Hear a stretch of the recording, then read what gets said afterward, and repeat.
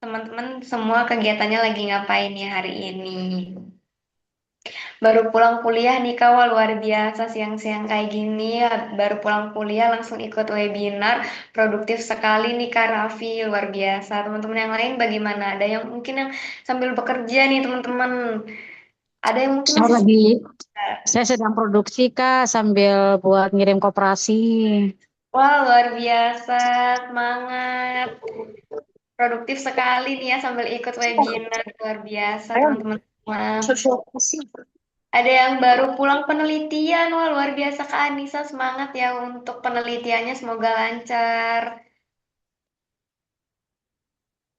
Teman-teman semua luar biasa sekali yang di sini ya siang-siang yang seharusnya mungkin setelah kegiatan teman-teman harusnya istirahat, rebahan, tapi di sini teman-teman memilih untuk tetap produktif dengan mengikuti webinar-webinar yang diadakan oleh Grace Family. Baru pulang shift malam sambil nunggu webinar, ini luar biasa sekali. Baru pulang shift malam, ini harusnya rebahan, tidur, istirahat ya Kak Ardin. Tapi tetap lanjut produktif ya untuk belajar bareng nih sama kelas berbagi dan juga narasumber kita hari ini. Teman-teman semua luar biasa sekali nih hari ini, interaktif sekali, teman-temannya juga aktif. Salam kenal buat teman-teman semua yang baru join atau teman-teman yang udah join yang belum disampaikan untuk mengubah format namanya menjadi nama underscore asal kota teman-teman masing-masing. Segera mengubah format namanya ya. Ada juga Kak Dia nih dari Medan, Kak Raffi dari Malang, lalu Kak Marco dari Serang. Ini luar biasa sekali jauh. Jauh ya teman-teman. Ada Kak Claudio dari Jakarta. Oke. Sebelum itu kita salam sapa dulu mungkin ya dengan narasumber kita hari ini. Apakah sudah terhubung ya?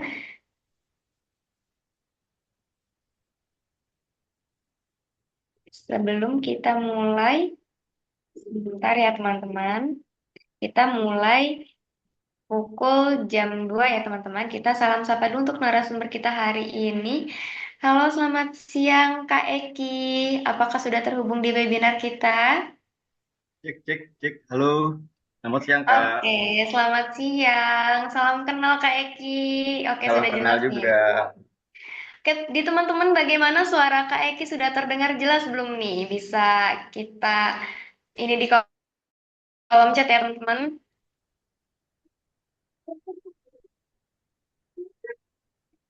Suaranya agak kecil katanya Oke, nih Kak Eki. bentar. Kalau sekarang gimana? Cek, cek. Halo. Oke, sudah nih ya. Oke. Oke, karena Oke, sudah jelas teman-teman semua ya. Sambil kita menunggu teman-teman yang lain, buat teman-teman di sini yang baru join, jangan lupa untuk mengubah format namanya menjadi nama underscore asal kota teman-teman masing-masing ya. Ini kita lihat sudah banyak yang mengubah format namanya. Ditunggu untuk teman-teman yang lain ya.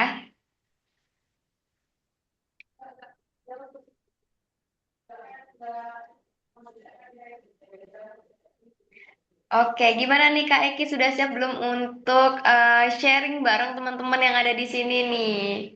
Siap. Keren, keren nih. Wah, Dari jauh-jauh ada yang baru pulang kerja tapi mau belajar bareng ya. Keren, keren. iya betul. Ada yang juga apa baru pulang shift malam nih Kak Eki ini luar biasa Luar sekali ya. biasa.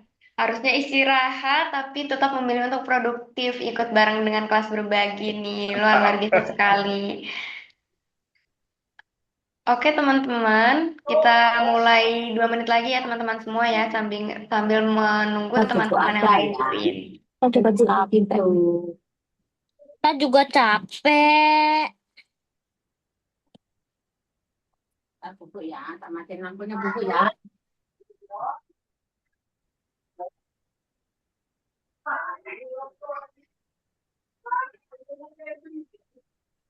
Oke, di sini sudah banyak yang mengubah format namanya ya jauh-jauh sekali teman-teman.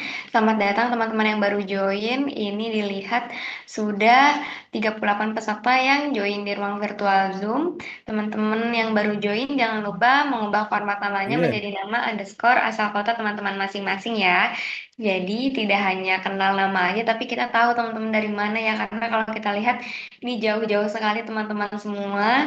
Luar biasa sekali jangkauan webinar kita hari ini, teman-teman semua. Apalagi di sini teman-teman ada yang baru pertama kali ikut webinar bareng kelas berbagi. Ini luar biasa. Semoga nanti kita bisa ketemu lagi di webinar berikutnya ya teman-teman. Jadi jangan lupa juga untuk stay tune Instagram Great Family untuk Negeri karena di situ akan ada informasi-informasi selanjutnya, kegiatan-kegiatan webinar selanjutnya juga. Teman-teman di sini udah follow ya akun Instagram Great Family dengan username @jivan_edu dan juga @lasgimf. Buat teman-teman yang udah follow, jangan lupa sering-sering cek Instagram kita ya teman-teman semua. Oke, karena sudah jam 2 pas, baik kita mulai webinar kita hari ini ya teman-teman semua. Baik, Assalamualaikum warahmatullahi wabarakatuh. Selamat siang teman-teman semua, teman-teman sobat Givaners nih ya. Apa kabar hari ini teman-teman semua? Semoga semuanya dalam keadaan sehat dan tetap semangat ya walaupun teman-teman sedang banyak kegiatan hari ini, ada yang mungkin sedang bekerja dan tadi ada yang baru pulang penelitian, baru pulang shift malam. Ini luar biasa sekali. Terutama untuk teman-teman semua. Oke, selanjutnya yang saya hormati narasumber kita hari ini, Kak Eki selaku narasumber, serta teman-teman yang sudah hadir di webinar kita hari ini. Perkenalkan, nama saya Faliza Zahra yang akan menjadi moderator dan menemani teman-teman selama kurang lebih 2 jam ke depan. Oke, teman-teman, kita hari ini akan bahas tentang seputar sosial media ya. Ini kadang kita nih buka sosial media, niatnya cuma sebentar, tapi tiba-tiba waktunya udah habis gitu aja. Yang didapatkan mungkin cuma hiburan sesaat, ketawa bentar, lalu hilang gitu aja ya. Padahal kan di waktu yang sama nih ada orang lain mungkin yang membangun personal brandingnya, ada juga yang mendapatkan peluang kerja, dan bahkan ada juga yang mulai menghasilkan uang nih dari sosial media. Kan kita kalau tiap hari scroll kan teman-teman pasti ada juga teman-teman di luar sana yang udah mulai upgrade di sosial medianya dan menghasilkan uang ya teman-teman. Nah, jadi melalui webinar hari ini kita akan belajar tentunya bahwa sosial media itu bukan hanya tempat hiburan aja nih teman-teman ya, tapi juga untuk menjadi tempat berkembang dan membuka peluang baru untuk teman-teman semua. Oke, semoga nanti setelah webinar hari ini teman-teman bukan hanya jadi lebih aktif di media sosial, tapi juga lebih sadar nih ya teman-teman, apalagi di zaman sekarang kalau sosial media itu uh, banyak peluangnya ya buat teman-teman semua. Oke, selanjutnya kita ada rules ya tata tertib di webinar kita hari ini. Jadi untuk operator dipersilahkan untuk share screen tata tertib webinar kita hari ini. Dipersilahkan.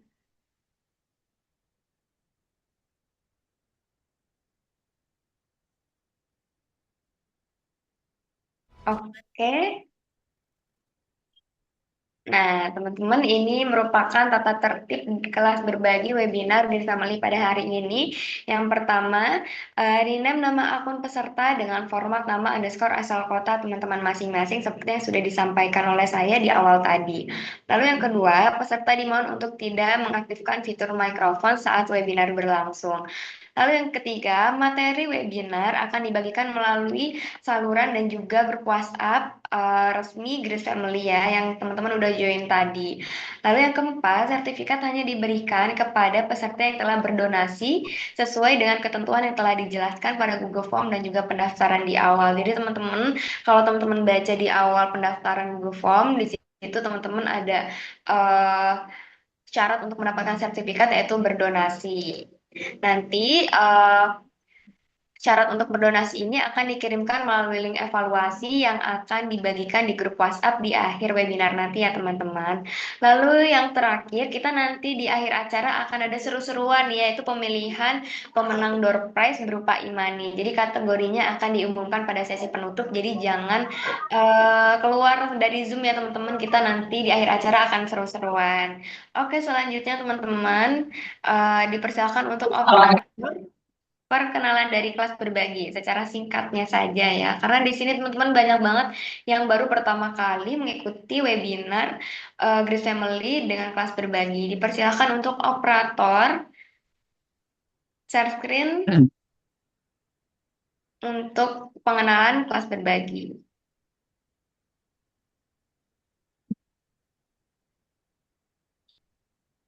Baik, ditunggu ya teman-teman semua.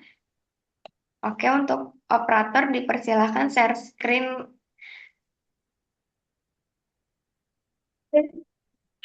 Buat apa kamu?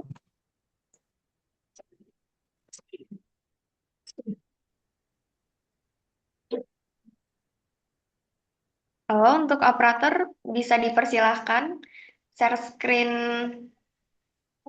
Nah, baik, ini udah muncul di teman-teman semua ya. Jadi, teman-teman yang baru pertama kali mengikuti kelas berbagi ini merupakan program edukatif yang diinisiasi oleh GIM Foundation bersama dengan Grace Family untuk Negeri. Jadi, sebagai wadah untuk belajar, berbagi, dan juga tentunya untuk bertumbuh bersama.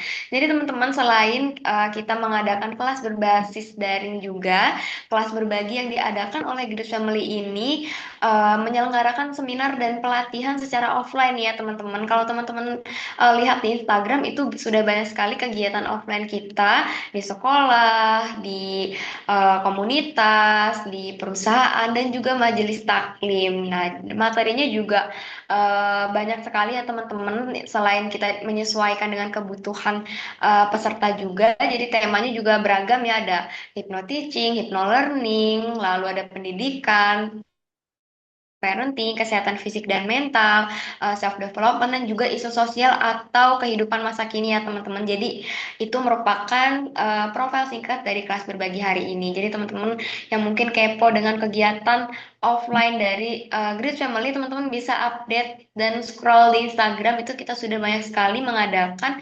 kegiatan seminar dan juga pelatihan secara offline. Baik, itu merupakan pengenalan singkat dari kelas berbagi. Jadi pastikan juga untuk teman-teman stay sampai akhir ya, karena selain dapat ilmu juga, kita akan ada sertifikat nanti yang akan dibagikan di akhir kegiatan dan juga door prize menarik. Oke, sebelum masuk ke sesi materi, saya akan memperkenalkan narasumber kita pada siang hari ini. Silakan operator untuk dibagikan profil dari narasumber kita hari ini. Oke, kita sudah salam sapa tadi di awal oleh Kak Eki. Nah, ini merupakan profil dari narasumber kita hari ini yaitu Kak Eki. Kak Eki, beliau adalah seorang CEO founder online lagi.id. Jadi beliau akan membagikan insight dan pengalaman ya teman-teman mengenai bagaimana memanfaatkan media Halo. sosial bukan untuk scroll, tetapi juga untuk grow ya, bertumbuh dan peluang di masa depan. Baik, sudah siap nih ya Kak Eki untuk pemaparan materinya. Untuk itu kepada Kak Eki dipersilahkan untuk menyampaikan materinya. Waktu dan layar dipersilahkan. Oke, thank you Kak Faliza ya. Sebentar saya ambil screen-nya dulu.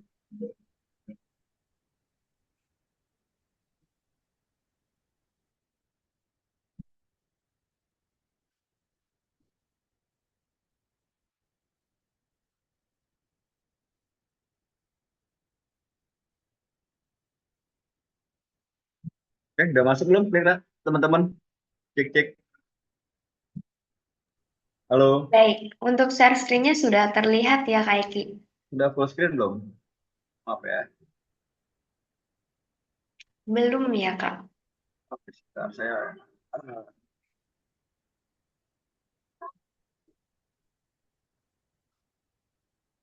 Oke, kalau sekarang sudah ya. Oke, belum terlihat untuk materinya ya Kak? Oh, bisa sudah sih. Saya udah masuk ke dalam materi sebentar.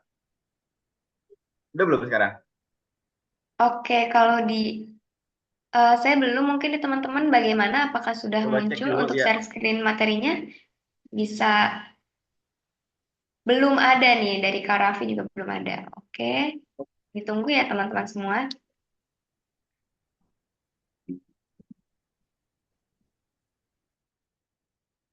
Sekarang sudah belum? Belum terlihat untuk materinya nih Kak. Masih di, Di download? iya Di betul, folder download? masih stuck di room download ya Kak. Oke, sebentar. Oke. Kalau udah saya double klik ini. Belum juga ya? Kan Sebentar, udah masuk. sepertinya sedang loading ya. Ya.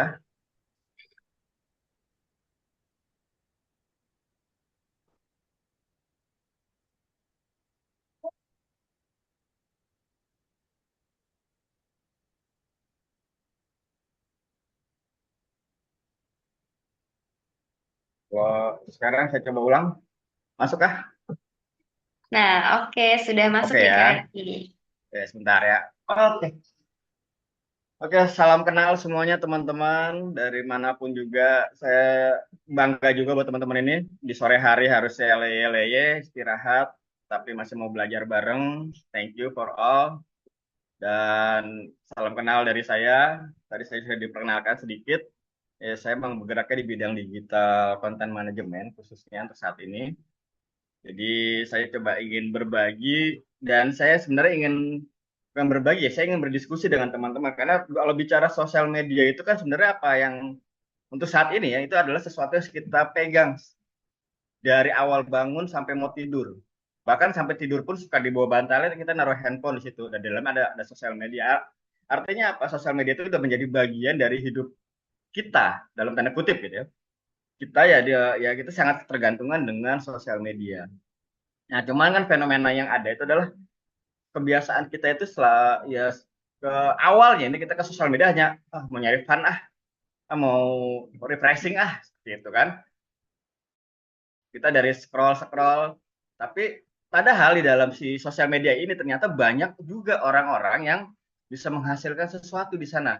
Entah dia bisa menghasilkan sesuatu tentang ilmu atau peluang atau bahkan tentang materi. Jadi kita akan membahas itu ya secara globalnya. Jadi sudah dijelaskan sedikit bahwa VP saya seperti apa, tapi intinya ya saya agak melenceng kalau bicara dari background karena saya itu di pendidikan terakhir saya di pendidikan teknik mesin, tapi saya di ujungnya sekarang saya malah bergerak di dunia digital marketing. Tapi itulah hidup ya, kita selalu akan bergeser dan selalu bertumbuh. Oke, di sini saya tidak ingin mengajak teman-teman menjawab di dalam hati sendiri. Coba pernah nggak sih? Jadi misalnya teman-teman itu mau refreshing sebentar, buka-buka TikTok, entah buka Instagram, mainin jempolnya. Awalnya cuma 5 menit nunggu ini, nunggu istirahat. Ternyata tahu-tahu kita sudah buka full sampai 1 jam bahkan lebih.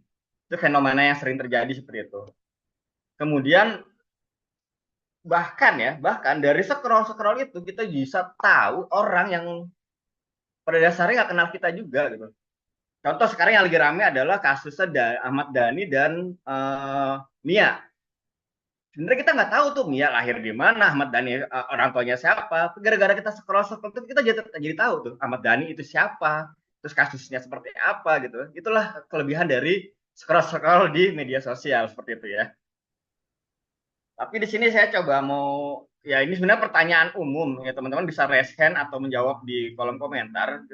Artinya siapa sih di sini yang sehari-hari itu tiap hari selalu membuka sosial media setiap harinya, tidak pernah alpa, tidak pernah absen. Ada nggak yang enggak? Saya nggak mau jawab yang buka deh. Tapi ada nggak yang tidak? Miss aja 1 hari tidak membuka sosial media. Miss tidak membuka Instagram, Miss tidak membuka short, Miss tidak membuka TikTok. Ada nggak? Ya kalau ada saya coba di raise hand-nya atau jawab di kolom chat. Saya berarti itu luar biasa tuh.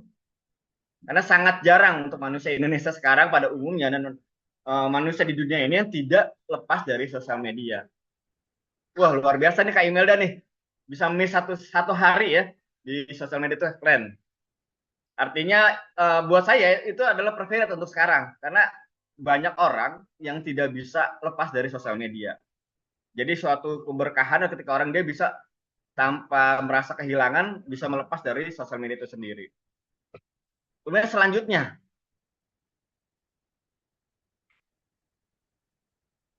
awalnya nih mau refreshing buka bentar aja tapi tiba-tiba ternyata bisa lebih dari 2 jam atau 3 jam. Pernah nggak seperti itu? Apalagi di waktu weekend lagi gabut di rumah nggak ngapa-ngapain pasti yang dibuka adalah sosial media. Nggak ada yang dibuka buku pelajaran pekerjaan kantor, nggak ada tuh ya kira-kira seperti itu. Apalagi lagi liburan pasti yang dibuka adalah sosial media, mentok-mentok di drakor lah ini gitu kan.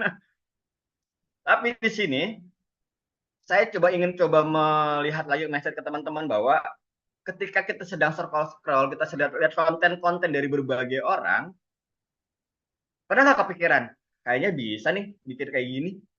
Contoh misalnya perempuan gitu, aja ada konten orang sedang masak, mulai dari cara bikin ya, gue bisa deh. Pernah kepikiran gitu? Atau tentang make up lah, tutorial make up, kayak bisa deh. Pasti ada. Tapi pernah nggak ada yang mulai seperti itu? Itu pertanyaannya. Karena seringnya kita merasa bisa, cuman karena terlalu asik men-scroll, kita lupa untuk memulai. Nah, di sini saya coba ngasih fun fact-nya dulu ya ke teman-teman ya. Fun fact-nya itu, rata-rata orang di Indonesia melakukan beraktivitas di dalam sosial media apapun itu platformnya itu 3 sampai 6 jam sehari di sosial medianya. Bayangkan kalau kita kali itu setahun, itu bisa sampai lebih dari 1.000 jam. Kalau kemarin saya coba hitung-hitung, sekitar 1.400 jam lebih. Itu waktu yang kita habiskan dalam waktu 1 tahun, bayangkan. Hasilnya apa? Jempolnya pegel, karena scroll terus. Nah, kemudian kita lihat fakta selanjutnya. Ternyata dari semua orang yang melakukan itu, Gen Z lah penyumbang terbesar sebagai dalam pengguna sosial media ini. Gen Z itu mungkin kalau sekarang range usianya itu dari range sekitar 15 sampai 25 itu masuk masuk range di teman-teman Gen Z. Itulah penyumbang terbesar. Jadi memang sosial media itu sudah bagian hidup dari mereka ini sebagai anak Gen Z. Sekarang kalau kita coba lebarkan lagi dari 61% itu, berarti ada 40 juta anak muda di Indonesia yang setiap harinya menghabiskan waktu sekitar 3 sampai 6 jam hanya untuk bersosmed. Oke? Terbayang loh, ada 40 juta nih. Ini adalah anak-anak generasi emas nanti tahun 2030 katanya seperti itu. Jadi ada 40 juta lebih anak muda Indonesia yang setiap harinya menghabiskan 3 sampai 6 jam per hari di depan sosmednya. Kemudian di sini muncul pertanyaan, khususnya untuk Gen Z, yang di luar Gen Z pun akan menjadi pertanyaan ke anak-anaknya atau keponakannya. Dari 1.000 jam tersebut, apa sih yang didapat oleh kita? Apakah kita bertumbuh atau cuma lewat? Apakah kita hanya bisa menghafal gosip atau kita bisa membuat konten? Itu pertanyaan yang harus dijawab dan kita akan jawab nanti di akhir. Nah, di sini saya coba mengklasifikasikan tipe dari pengguna orang di sosial media.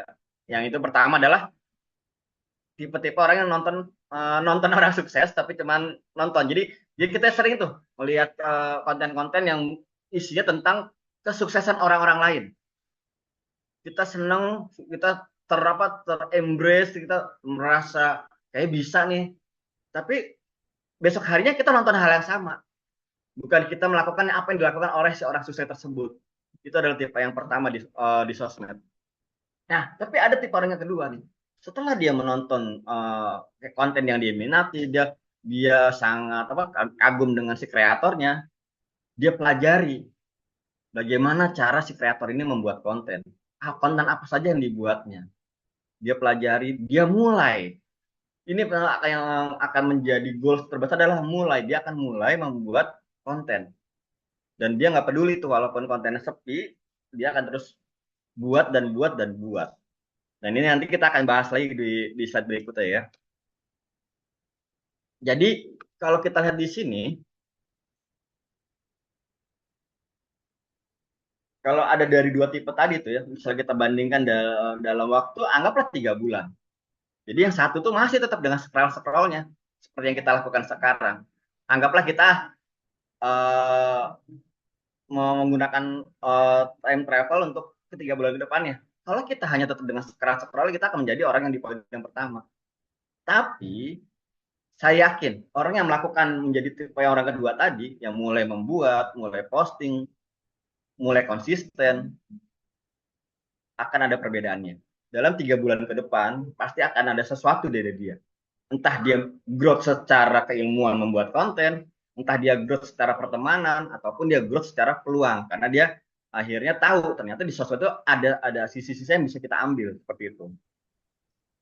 Jadi tantangannya sebenarnya bukan di sosial medianya, apapun itu ya medianya. Saya tidak bicara platform di sini, mau entah IG, mau entah TikTok, entah Short atau apapun, itu adalah platform. Tapi pada dasarnya itu adalah sosial media. Bagaimana orang bisa berinteraksi dengan orang lain di wilayah yang berbeda. Tapi bagaimana cara kita pakai. Nah, di sini yang akan kita pelajari sebenarnya, saya akan mengajak teman-teman itu adalah ya, saya tidak akan mengajarkan bagaimana cara kita membuat konten viral, tidak. Tapi bagaimana saya akan coba mengajak teman-teman untuk merubah mindset. Jadi menjadikan si sosial media ini sebagai alat tumbuh kita, entah buat diri kita, entah buat keilmuan kita, atau bahkan sampai buat peluang kita. Karena benar, ya teman-teman pasti sering bilang ada streamer yang gajinya bisa sampai puluhan juta, ya. Tapi jangan mimpi ke sana dulu, ya. Nanti kita akan lihat, kita akan bedah orang-orang seperti itu ada berapa banyak sih di sosial media, kita akan lihat seperti itu. Oke, sekarang kita akan menentukan positioning kita nih. Ketika kita ada di sosial media, kita sebagai apa? Ini adalah posisi kita dulu. Kita mendudukan posisi kita ketika ada di sosial seperti apa. Saya mengibaratkan kita ada di sebuah panggung. Nah, namanya di panggung itu ada di depan panggung, ada yang di belakang panggung. Ada yang di atas panggung, ada yang di depan panggung. Yang di atas panggung adalah pemainnya, yang di depan panggung adalah penontonnya. Nah, sekarang untuk kondisi sekarang ini, teman-teman ini ada sekitar 70 orang. Posisinya di mana? Apakah saya di atas panggung atau saya di depan panggung? Ya, kalau kita sudah tahu posisi ini, jadi kita nanti tahu kapan saatnya kita akan menjadi orang yang ada di atas panggung. Ketika kita, oh enggak, saya udah di atas panggung kok. Kapan kita akan menjadi pemain panggung yang besar seperti itu? Jadi karena di sini ada fakta lagi. Jadi kalau dalam konten itu ya, dalam sosial media itu mayoritas itu hanya penonton. Mayoritas. Anggaplah kita sekarang adalah bagian dari mayoritas. Sedikit yang membuat konten, tapi jauh lebih sedikit yang grow. Jadi teman-teman yang melihat itu banyak konten kreator yang suka kita anggaplah kita ngeliat, oh dia gajinya sudah puluhan juta, sudah ratusan juta, itu lebih sedikit dibandingkan yang mayoritas. Jadi kalau saya ibaratkan posisi kita sekarang ini ada di yang mayoritas. Ya setuju tidak setuju, ya silakan kayak kembalikannya ke teman-teman. Kita posisinya ada di mana? Kita ada di, kalau menurut saya untuk saat ini kita adalah masih di mayoritas. Nah, ini saya juga akan coba mengklasifikasikan nih dalam tiga level pengguna sosial media. Nah, yang tadi saya anggap sebagai mayoritas ataupun yang kreator, sebenarnya sama, mereka adalah sama-sama scroller. Konten kreator pun sama, dia selalu berinteraksi dengan sosial medianya, artinya dia bagian dari scroller juga. Tapi beda dengan scroller ini adalah konsumen pasif. Scroller ini adalah kerjanya hanya scroll, like, share, lalu pass. Nah, ciri-ciri orang yang seperti ini kita bisa baca ya. Ciri-cirinya adalah pertama, pasti dia akan tahu banyak karena dia banyak men-scroll video, banyak men-scroll konten, dia akan banyak tahu, tapi tidak melakukan. Akhirnya apa? Akhirnya dengan dia tahu banyak, dia akan bingung apa yang akan saya lakukan, jadi mudah terdistraksi. Itu adalah ciri-ciri dari yang scroller yang pertama. Nah, kemudian yang di kedua, ada reposter nih, atau ikut tren, atau bahasa ininya adalah FOMO. Jadi dia mulai rame nih, ada Clipper, mulai bikin Clipper. Lalu dia nggak tahu Clipper itu sebenarnya kebutuhannya untuk apa sih. Oh, tiba-tiba ada teman-temannya lagi ada gengnya dia itu, oh lagi lari nih. Nah, posting lah, lagi lari. Dia posting dengan dress code pelarinya dia dan segala macam. Tapi dia sebenarnya nggak tahu itu apa. Jadi ini adalah di level yang kedua adalah reposter atau FOMO itu tadi itu. Nah, tapi ada yang level ketiga, ini adalah level kreator. Nah, ketika kita mau masuk ke level kreator ini, artinya kita harus punya tujuan dan arah. Ketika kita kita memutuskan mau buat konten, jangan langsung kita eksekusi kontennya, tapi kita tentukan dulu siapa sih kita. Kita ingin dikenal orang di sosial media sebagai apa sih? Ada yang gamers, ada yang suka olahraga, ada yang suka hobi mancing dan segala macam. Kita harus kenal sebagai apa nih? Jangan semuanya diambil karena orangnya akan bingung. Jadi tadi Aldi katakan namanya personal branding ya. Kita memposisikan, kita membranding kita sebagai apa. Itu nanti kita akan bahas lagi ya. Nah, cirinya yang harus dimiliki orang-orang ternyata tadi adalah pertama konsisten. Artinya dia akan terus posting. Yang kedua belajar dari feedback. Jadi dia memperhatikan tuh entah komentar negatif, entah komentar positif, dia memperhatikan itu untuk dia tumbuh. Dan dia berani jelek di awal. Artinya apa? Nanti sih kita akan membahas ya kenapa banyak orang gagal menjadi kreator. Yaitu tadi, belum berani jelek di awal. Nah, ini yang kita bahas ya. Jadi banyak orang kenapa gagal menjadi kreator karena takut jelek. Artinya apa? Dia sudah buat kontennya, tapi ragu untuk posting. Ragu dan akhirnya tidak jadi posting. Dan akhirnya tidak jadi mulai. Akhirnya menjadi scroll lagi. Itu.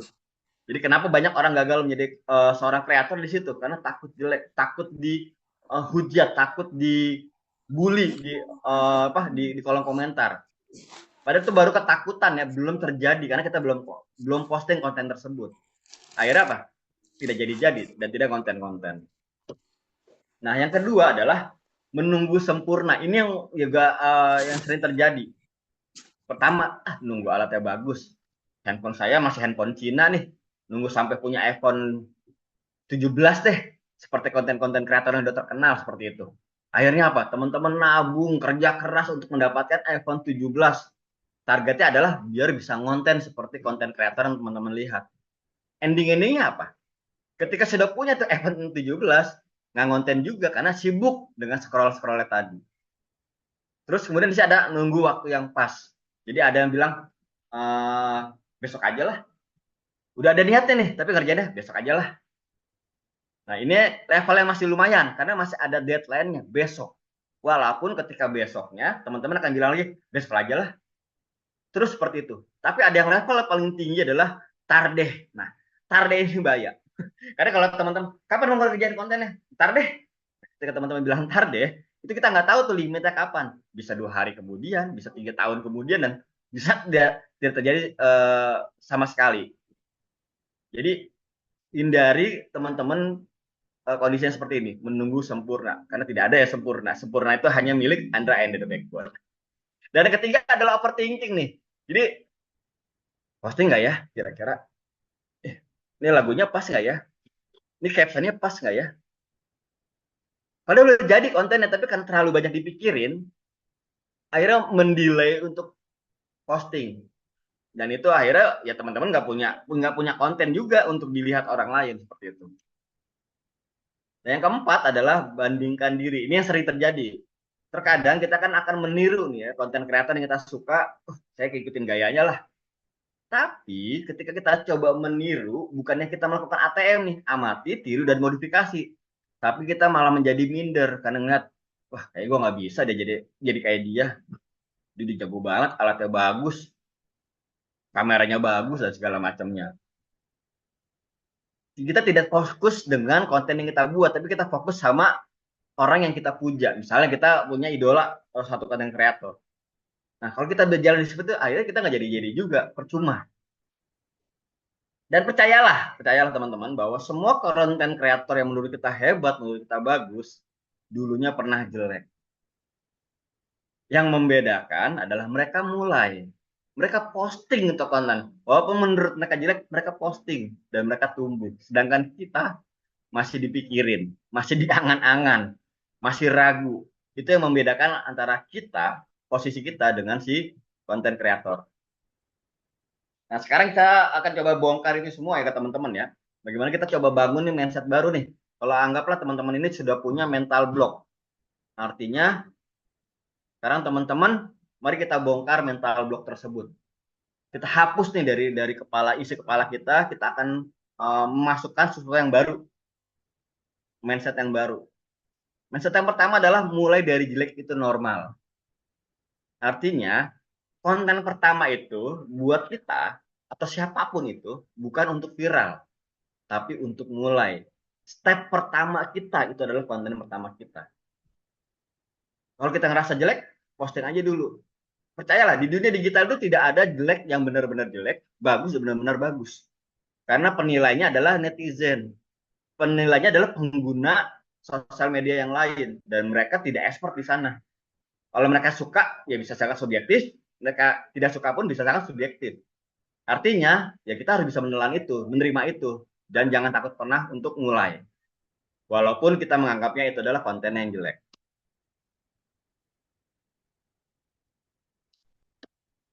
Next. Yang kedua adalah untuk tahap, misalnya kita baru mau mulai ya, yang pertama harus diperhatikan adalah konsisten.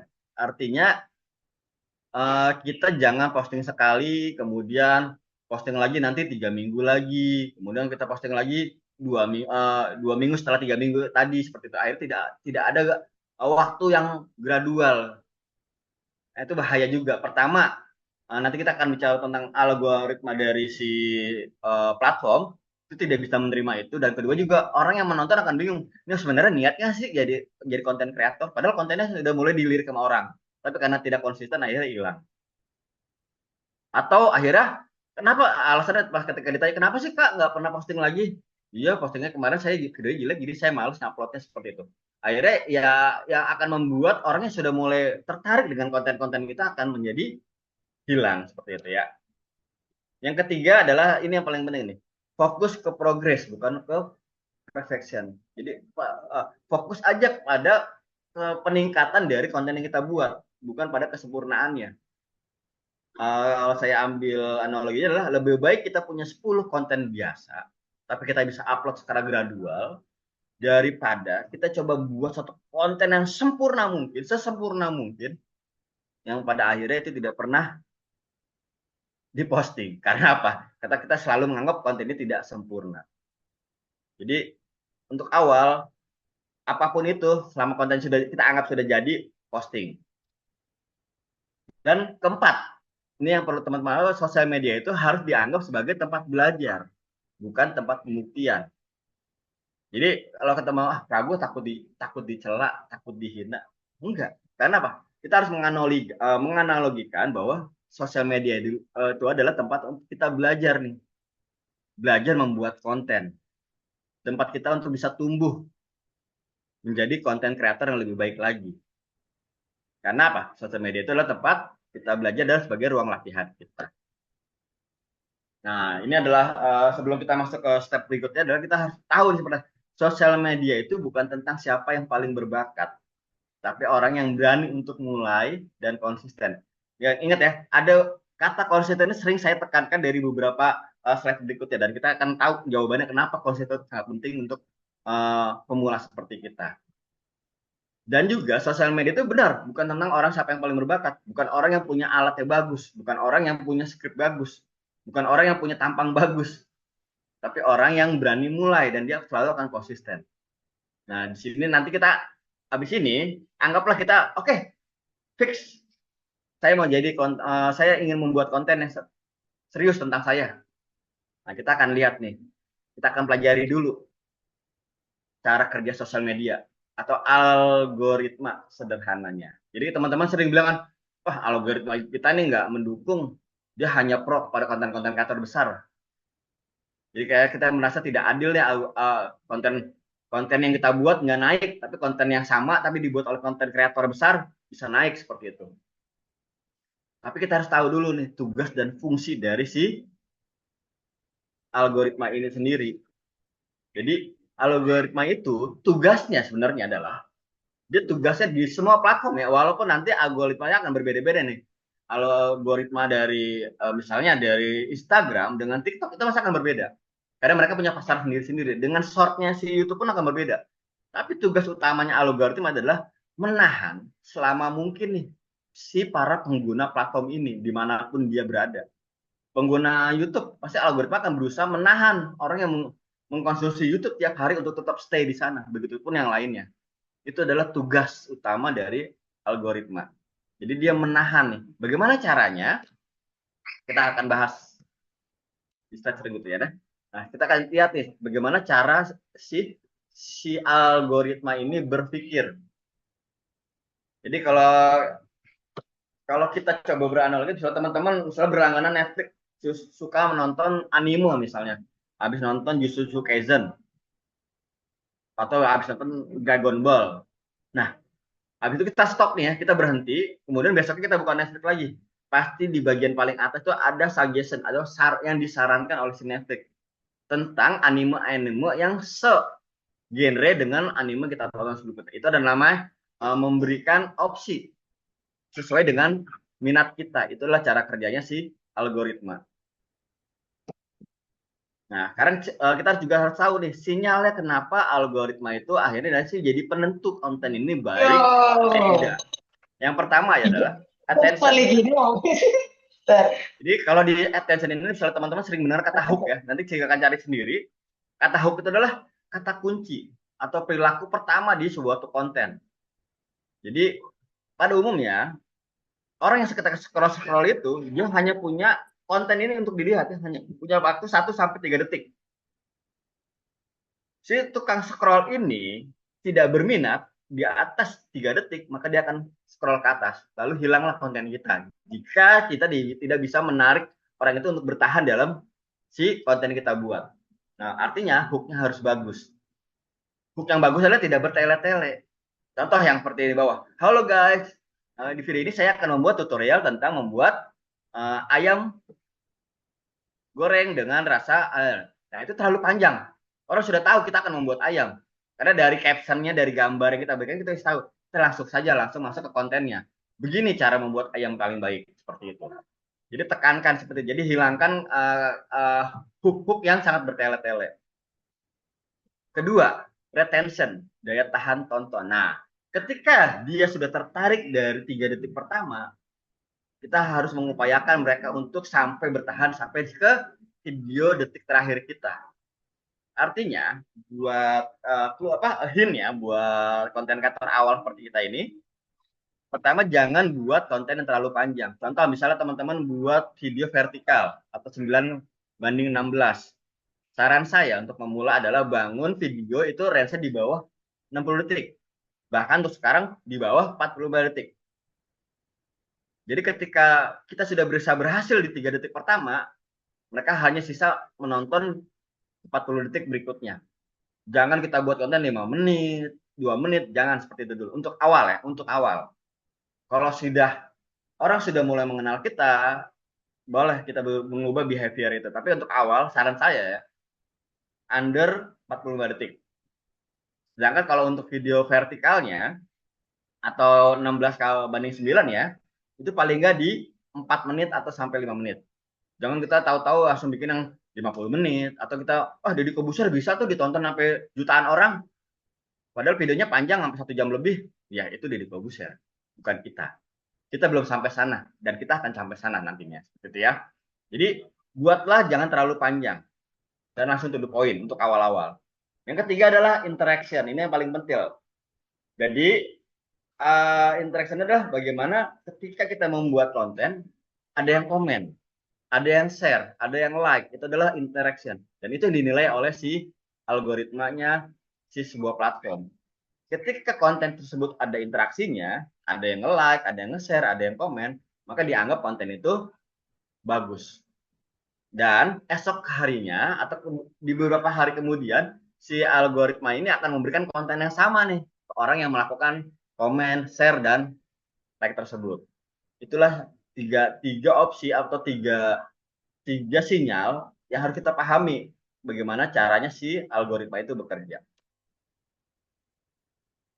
Nah, ini kita terlepas sedikit dari teori tadi, kita akan masuk ke viral. Karena viral itu tidak ada rumusnya, tidak ada obatnya, tidak buat saya membuat video viral itu tidak ada kursusnya. Karena apa?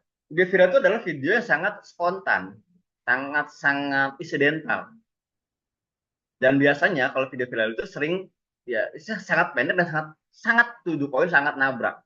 Contoh misalnya kita nonton ada viral itu orang yang ada di gudang, tiba-tiba dia tidak melihat di bawahnya itu ada lubang, dia terjebur di sana, dan itu menjadi viral. Nah, jadi artinya itu tidak disetting, itu hal yang insidental yang terekam oleh kamera dan itu bisa menjadi viral. Apakah kita bisa merencanakan membuat viral itu, merekayasa viral? Bisa, tapi tidak akan selamanya bisa works, gitu ya. Karena biasanya konsep viral itu adalah konsep video-video yang insidental. Nah, sekarang, tapi kok saya lihat kok ada video kontennya bagus, isunya bagus, tapi sepi. Nah, harus dilihat lagi nih. Pertama, tidak ada hook. Jadi video bagus pun kalau hooknya terlalu panjang, terlalu bertele-tele, orang akan skip dan akan scroll, walaupun itu bagus. Kedua, terlalu ribet. Ada bumpernya, ada openingnya, dan segala macam. Itu terlalu ribet. Untuk pengguna sosial media sekarang tidak menyukai konten-konten seperti itu. Dia langsung mau to the point. Yang ketiga, terlalu niat tapi tidak relate. Nah, contoh dia ingin membuat tutorial bagaimana menjadi untuk lari misalnya. Dia seorang pelari. Ya, ya. Tapi dia bukan menjelaskan bagaimana scratchingnya, bagaimana apa yang harus dilakukan sebelum dia berlari, tapi dia malah detailnya pada sepatu, dia bikin sinematik di bajunya, dia buat sinematik di mukanya, tapi tidak concern pada apa yang dia ingin bikin. Akhirnya itu bagus hasilnya, cuma tidak relate. Dan terakhir nih, yang tadi saya bahas dari tadi adalah tidak konsisten. Jadi ternyata algoritma platform sosial media manapun tetap memprioritaskan namanya kata konsisten. Jadi kalau teman-teman posting, misalnya saya mau posting 1 minggu sekali, maka konsistennya di sana. Tetap dalam 1 minggu 1 kali, 1 minggu 1 kali, 1 minggu sekali. Itu lebih baik dibandingkan teman-teman posting tadi itu 1 minggu 5 kali, habis itu skip 2 minggu baru posting lagi 5 kali. Itu akan membuat si algoritmanya menjadi bingung dan tidak terindeks oleh si algoritmanya. Dan di sini formula untuk awal kita ingin membuat konten sangat simpel. Pertama, harus ada hooknya. Yang kedua, harus ada value-nya, ada isi dari konten tersebut yang jelas. Yang ketiga adalah call to action. Oke ya, jadi ada hook-nya, ada value-nya, ada call to action-nya. Sekarang kita coba bahas yang pertama, hook. Hook itu adalah kail, pengait. Hook itu bisa kita dapatkan dari mana? Dari judul, dari sampul. Jadi misalnya kita membuat video itu bisa kita akan memberikan sampul. Nah, kita buat hook dari sana. Karena itu adalah 3 detik pertama yang harus kita perjuangkan untuk mendapatkan perhatian dari calon penonton. Nah, apa clue-nya nih atau hint-nya? Pertama, kalau kita membuat cover atau sampul dari video kita, berilah kata-kata dengan pertanyaan.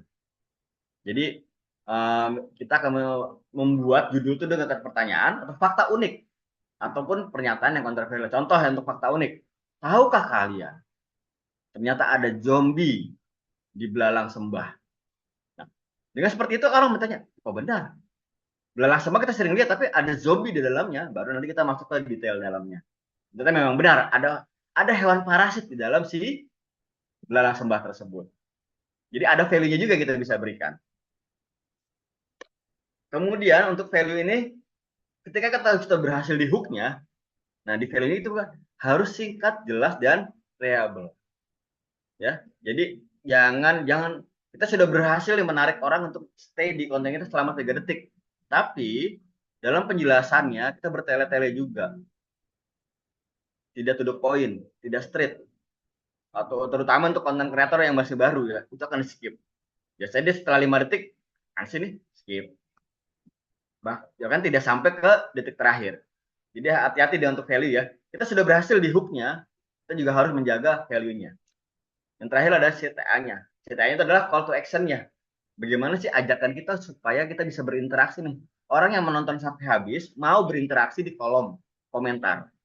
Ataupun mau berinteraksi secara menyukai atau like-nya. Ataupun mau berinteraksi dengan cara membagikannya. Seperti itu. Itu terjadi, maka kita sudah akan bisa memancing atau mengajak si algoritma si platform ini untuk menyukai konten kita.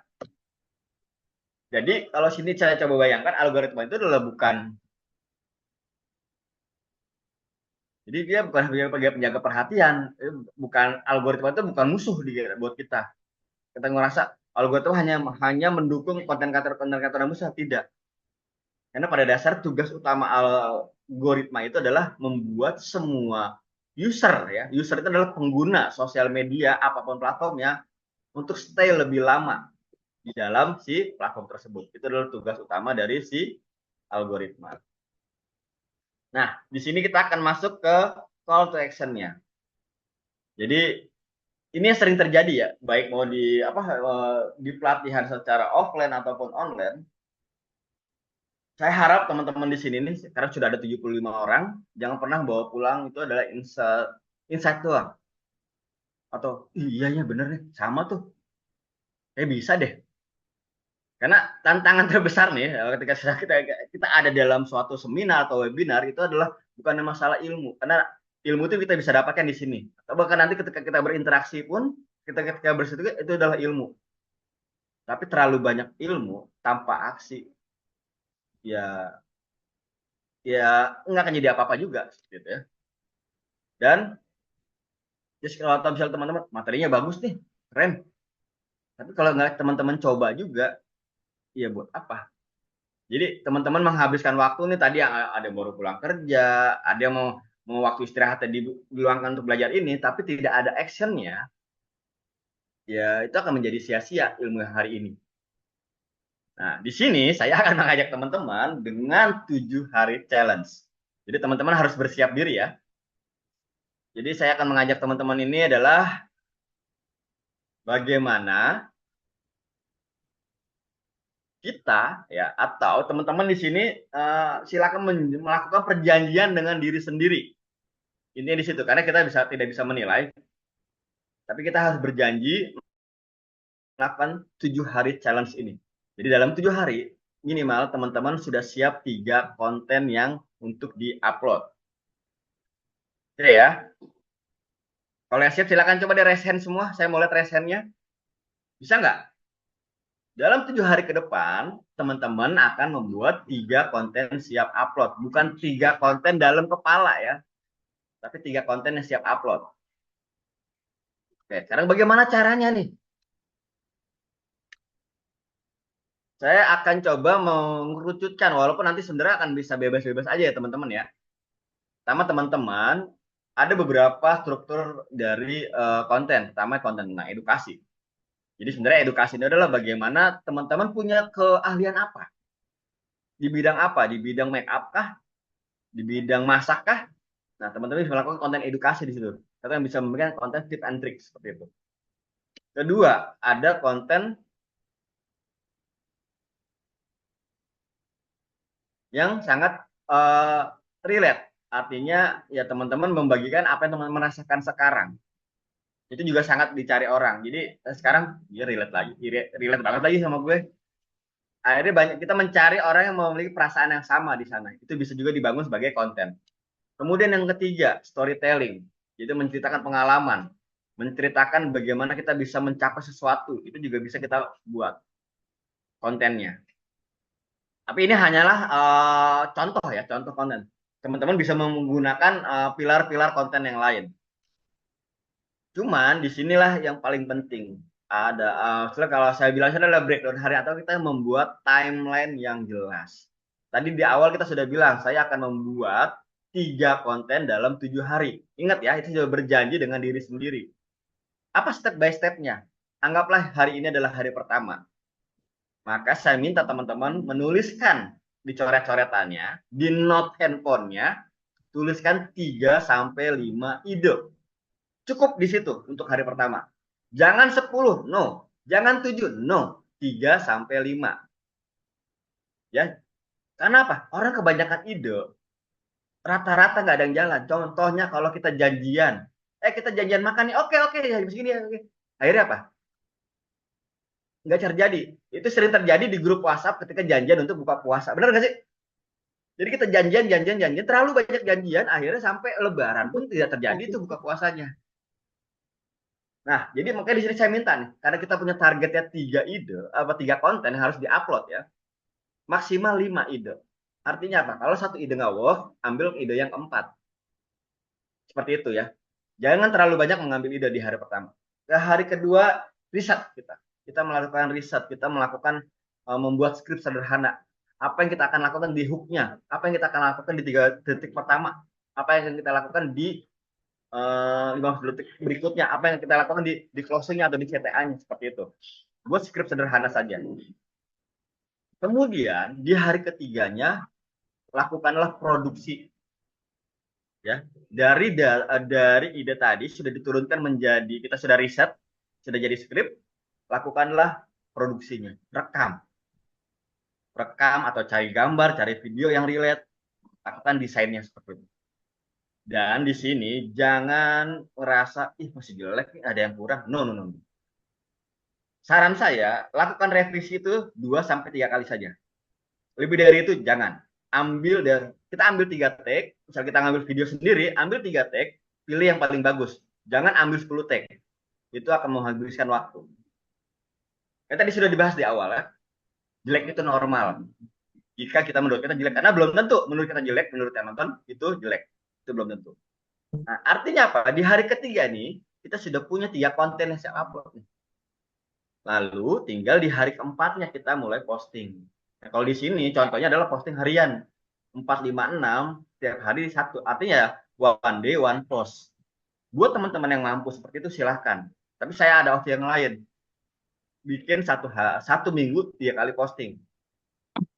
Jadi dalam 7 hari, ada 3 hari yang kita posting, selang-seling. Itu jauh lebih mudah. Jadi setelah itu, kita evaluasi. Jadi apakah langsung growth si konten kita setelah kita posting hari pertama, langsung hari kedua kita lihat, ih belum ada yang lihat. No, no. Pohon aja ya, cabai aja nggak langsung berbuah. Kita biarkan tumbuh dulu kontennya. Yang penting kita sudah berani upload itu postingan. Kita biarkan tumbuh, biarkan mereka berinteraksi dengan si pengguna sosial media yang lain. Sambil kita lihat, biasanya oleh saya biasa melakukan evaluasi itu minimal 1 minggu atau 2 minggu setelah kita posting. Karena baru kelihatan tuh nanti ada siapa yang nonton, siapa yang nge-like, siapa yang komen. Tapi kalau baru 1 hari kita ngelihat, nggak ada yang lihat nih, gagal saya. No, no, no, belum. Biarkan konten itu tumbuh dulu, baru nanti kita evaluasi. Nah, di sini yang paling penting ya, jangan tunggu sampai pede. Artinya saya nggak pede, saya kalau di shoot mukanya saya nggak bagus, saya nggak pede dengan suara saya kalau nge-shoot. No. Sekarang banyak aplikasi tuh yang bisa kita pakai. Kalau kita nggak pakai muka sendiri, kita bisa pakai muka orang lain, atau kita bisa pakai muka yang dibuat dari AI. Kalau kita nggak pede dengan suara kita juga bisa pakai suara yang dari AI. Jadi artinya nggak ada lagi alasan untuk kita mundur, karena untuk saat ini sudah, untuk para orang yang ingin membuat konten sudah dimudahkan dengan AI itu sendiri. Kemudian jangan juga teman-teman menghapus konten. Nah, ini paling penting buat saya penting ya, karena cobalah teman-teman misalnya punya konten kreator, teman-teman kagumi, contoh misalnya apa ya, kalau gamer punya Miao gitu, atau misalnya ya sekalian aja si Deddy Kobuser misalnya, kalian masuk ke channel Deddy Kobuser, di short video paling pertama dia buat di YouTube pasti tidak akan sebagus video yang sekarang, tidak akan sebagus tema yang sekarang. Artinya apa? Berani jelek itu is okay gitu ibaratnya. Kenapa? Setelah kita tahu, bahkan setelah 3 bulan kita 3 bulan membuat konten, lalu kita kembali ke konten kita pertama yang di awal, biasanya kita apaan sih nih konten, atau malah kita akan menjadi tertawa karena melihat konten nggak banget deh. Tapi oke gitu, karena itu adalah buat tempat kita belajar, dan kita juga akhirnya punya pengalaman kan, bahwa kita pernah melakukan konten seperti ini, pernah kita membuat konten sekonyol ini. Karena disitulah kita saatnya untuk tumbuh. Dan ini juga jangan pernah kita membandingkan dengan orang lain. Karena ya kita. Ya, seperti tadi saya bilang bahwa sosial media adalah tempat untuk kita belajar. Artinya ya tidak ada yang lebih hebat, tidak ada yang lebih jelek. Bagaimana kita mau tumbuh aja, kita mau fokus pada progres yang kita miliki. Jadi ya, nggak usah lah kita membanding-bandingkan dengan orang lain. Dan ini juga selesaikan, bukan disempurnakan. Jangan nunggu konten sampai sempurna.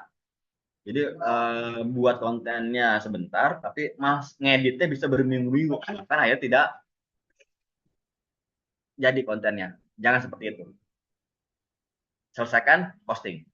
Jadi kalau saya coba kasih epilog di materi kali ini adalah yang pertama, sosial media itu tidak akan merubah hidup kita kalau hanya untuk scroll.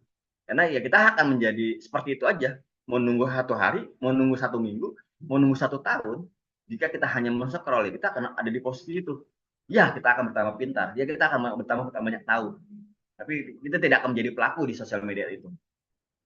Kemudian, nextnya, tapi di tangan yang tepat, di tangan orang yang mau belajar, orang yang mau mulai, bisa jadi sosial media itu akan menjadi salah satu pintu keluar. Saya bilang salah satu ya. Jadi jangan pernah juga kita tergiur dengan melihat silau dengan konten-konten yang sudah besar yang dia posting.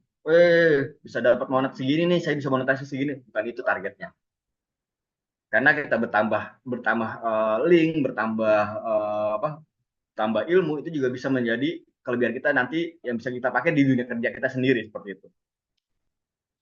Dan ini yang paling penting, semua itu dimulai dari satu konten pertama. Artinya apa?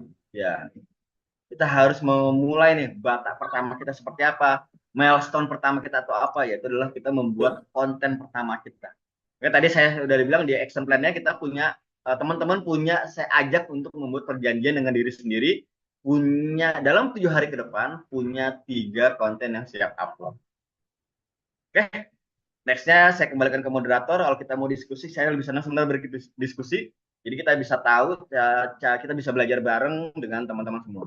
Terima kasih.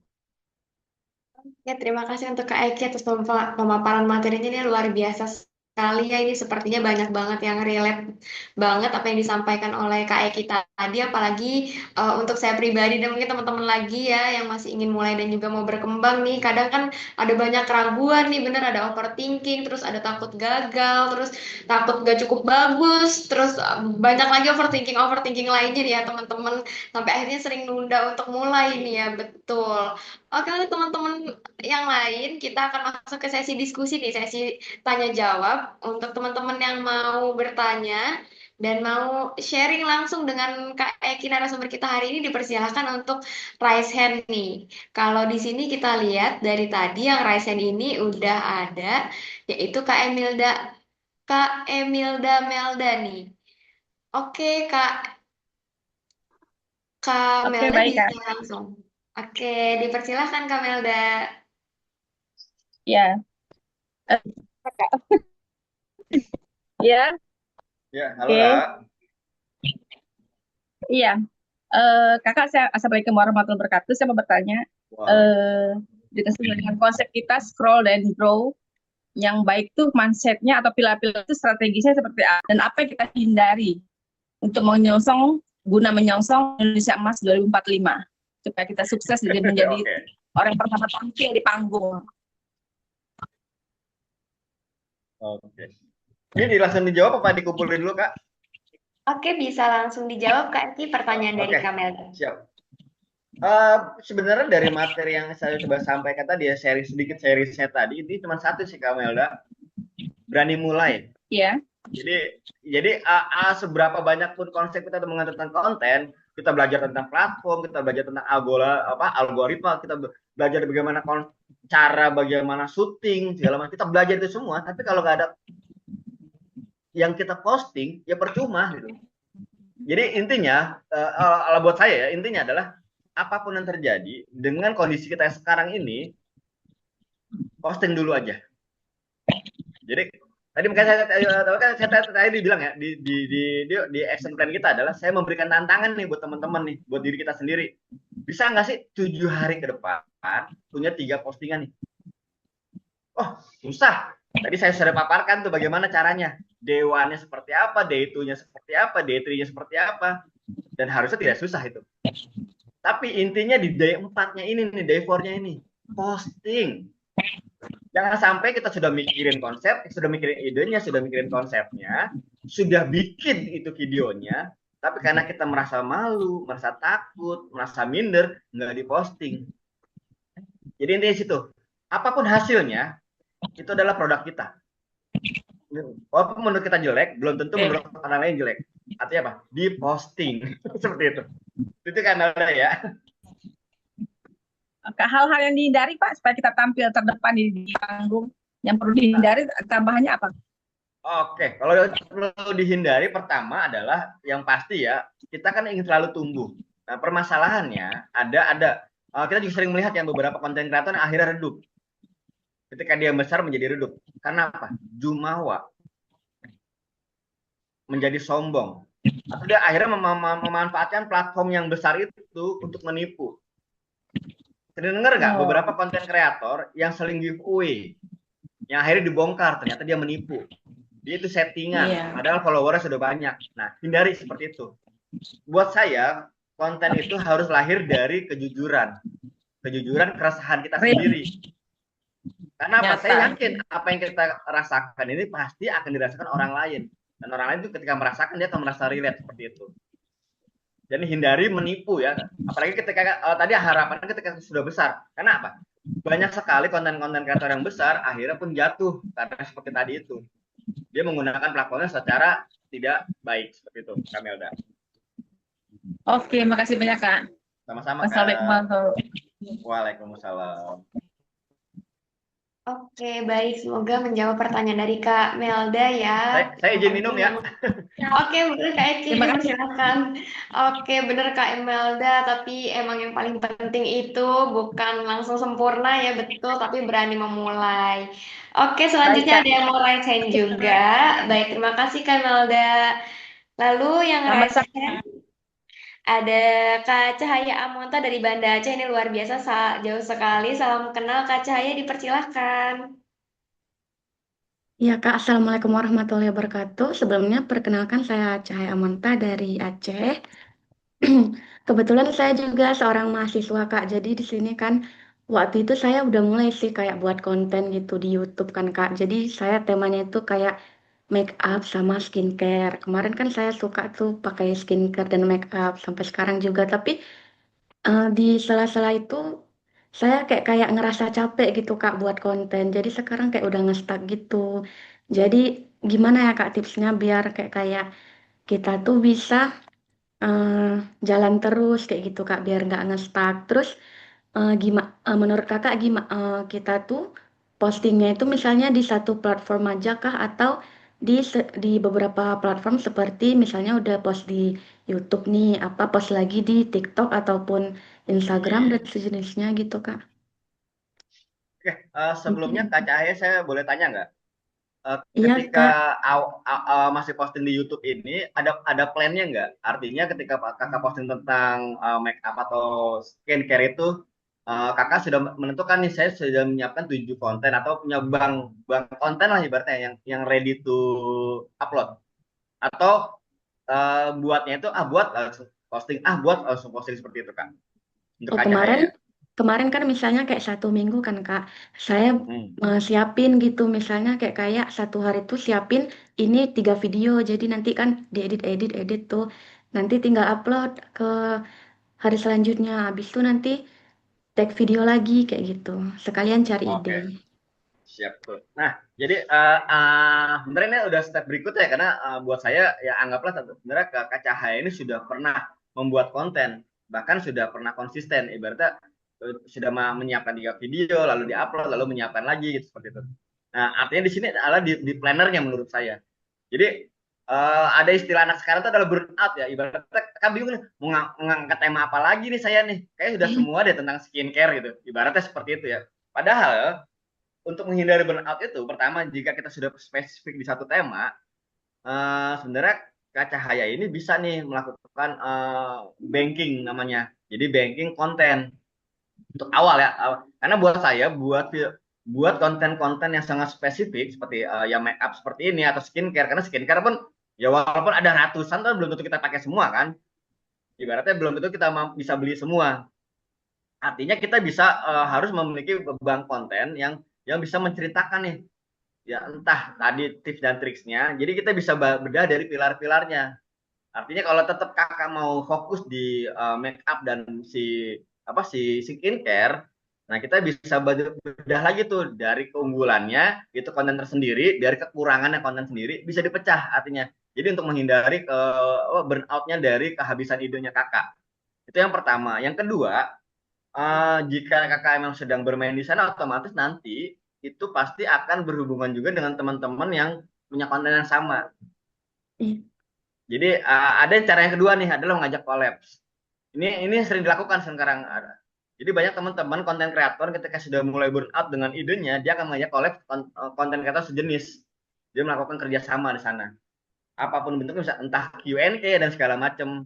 Itu bisa dilakukan ketika kita mengalami stuck ya. Tapi kan dianggapnya adalah stuck. Yang ketiga adalah kakak juga mulai sebenarnya kalau tadi dikatakan apakah ini bisa diparalel dengan platform lain, sangat bisa. Ya, saran saya sih memparalel lagi. Misalnya contoh, saya upload utamanya di YouTube. Jadi 1 minggu pertama ini di YouTube. Jeda. Minggu berikutnya, sekaligus kita posting minggu kedua di YouTube, maka di IG adalah minggu pertamanya. Kemudian jeda lagi, 1 minggu lagi. Minggu ketiga, itu adalah baru kita posting di TikToknya untuk minggu yang pertama. Ini agar apa? Agar kan namanya pengguna sosial media itu pasti menggunakan YouTube juga, menggunakan IG juga, menggunakan TikTok juga. Kalau kita posting di waktu yang sama, tiba-tiba dia bergeser, terus algoritmanya sama loh, ketemunya dia lagi nih, sama lagi kontennya, akhirnya mereka pun menjadi jenuh kak. Jadi kalau kenapa saya pecah menjadi dibedain minggu, agar mereka tidak jenuh. Oh kayaknya beda nih sama yang di YouTube. Karena biasanya mereka selang 1 minggu mereka akan lupa tuh detail-detail video yang sudah mereka tonton. Ketika nemu lagi di TikTok, ada di TikTok, dia nonton lagi seperti itu, lebih exciting. Jadi kalau sarannya mau dilakukan paralel di lintas platform, saran saya dijeda 1 minggu. Jadi 1 minggu pertama itu khusus di YouTube, lalu posting minggu kedua di YouTube, minggu pertamanya di IG. Minggu ketiganya di YouTube, maka posting minggu pertamanya di TikTok seperti itu. Ini juga untuk tadi meraih apa ya, menggrade engagement dari pengguna yang lain gitu kan. Oke, ada lagi kak? Terus saya juga mau nanya Kak, misalnya kan kita kayak buat konten nih, kita perlu kayak mentor gitu nggak Kak? Kayak biar ngebimbing gitu. Oke. Atau Kalau di Aceh sendiri ada komunitasnya nggak kak? ada komunitasnya kayak media-media kayak gitu deh Kak, Nah, kalau orang-orang. ada komunitasnya nggak apa-apa, datang aja. Jadi ya sekalian kopdar misalnya. Karena buat saya bukan hanya mentor ya, tapi bagaimana kita mau mengembangkan apa ya, mengenang saya berinteraksi dengan manusia gitu. Karena jangan sampai teman-teman sibuk menjadi konten kreator akhirnya jadi zombie nih, nggak kenal sama orang. Jadi sibuknya malah di internet. Tapi buat saya kalau bisa ketemu secara offline dengan teman-teman yang sejenis ya, baik misalnya konten kreator yang dengan modelnya sama atau lain, ketemu aja ngumpul dulu. Karena itu bisa sharing ide, bahkan kita bisa sharing konten nantinya. Kalau bicara Oh, mentor ya itu kembali lagi ke ininya kak, di sananya, karena dengan kita ngumpul dengan ada komunitasnya itu akan saling take and give lah biasanya. Kita akan saling berbagi di sana. Dan apalagi untuk apa ya dunia sekarang ini ya kak Cahaya ya, dengan internet terus semuanya, kita mencari mentor apa sih? Apa sih yang nggak ada mentor di internet ini? Ada semua kok. Bener nggak? Bener ya betul kalau gitu Kak, ya. betul. Nah, artinya sebenarnya ya apa-apa itu sudah disiapkan, tinggal kitanya aja mau menggunakannya, menggunakan itu dengan maksimal atau enggak seperti itu, Kak. Terima kasih Kak. Oke, sama-sama Kak Cahaya. Oke, terima kasih untuk Kak Eki atas jawabannya. Semoga menjawab pertanyaan dari Kak Cahaya. Ini keren banget, Kak Cahaya udah berani mulai ya. Nanti juga bisa dicoba tuh buat konten banking dari Kak Eki tadi tipsnya. Dan juga jangan berhenti ya Kak, dilanjut lagi. Semangat terus buat Kak Cahaya. Oke, selanjutnya ada lagi yang raise hand nih ya dari Kak Erik. Boleh Kak Erik dipersilahkan untuk open mic, dipersilahkan.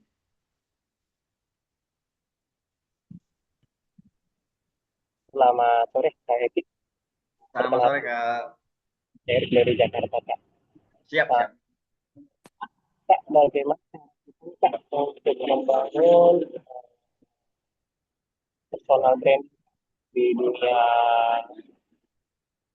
media saat ini? Karena banyak saat ini yang jadi hitam hanya Maaf Kak, terpotong, maaf. Suaranya sepertinya kurang jelas ya, terdengar Kak suara Erik. saya, Kak.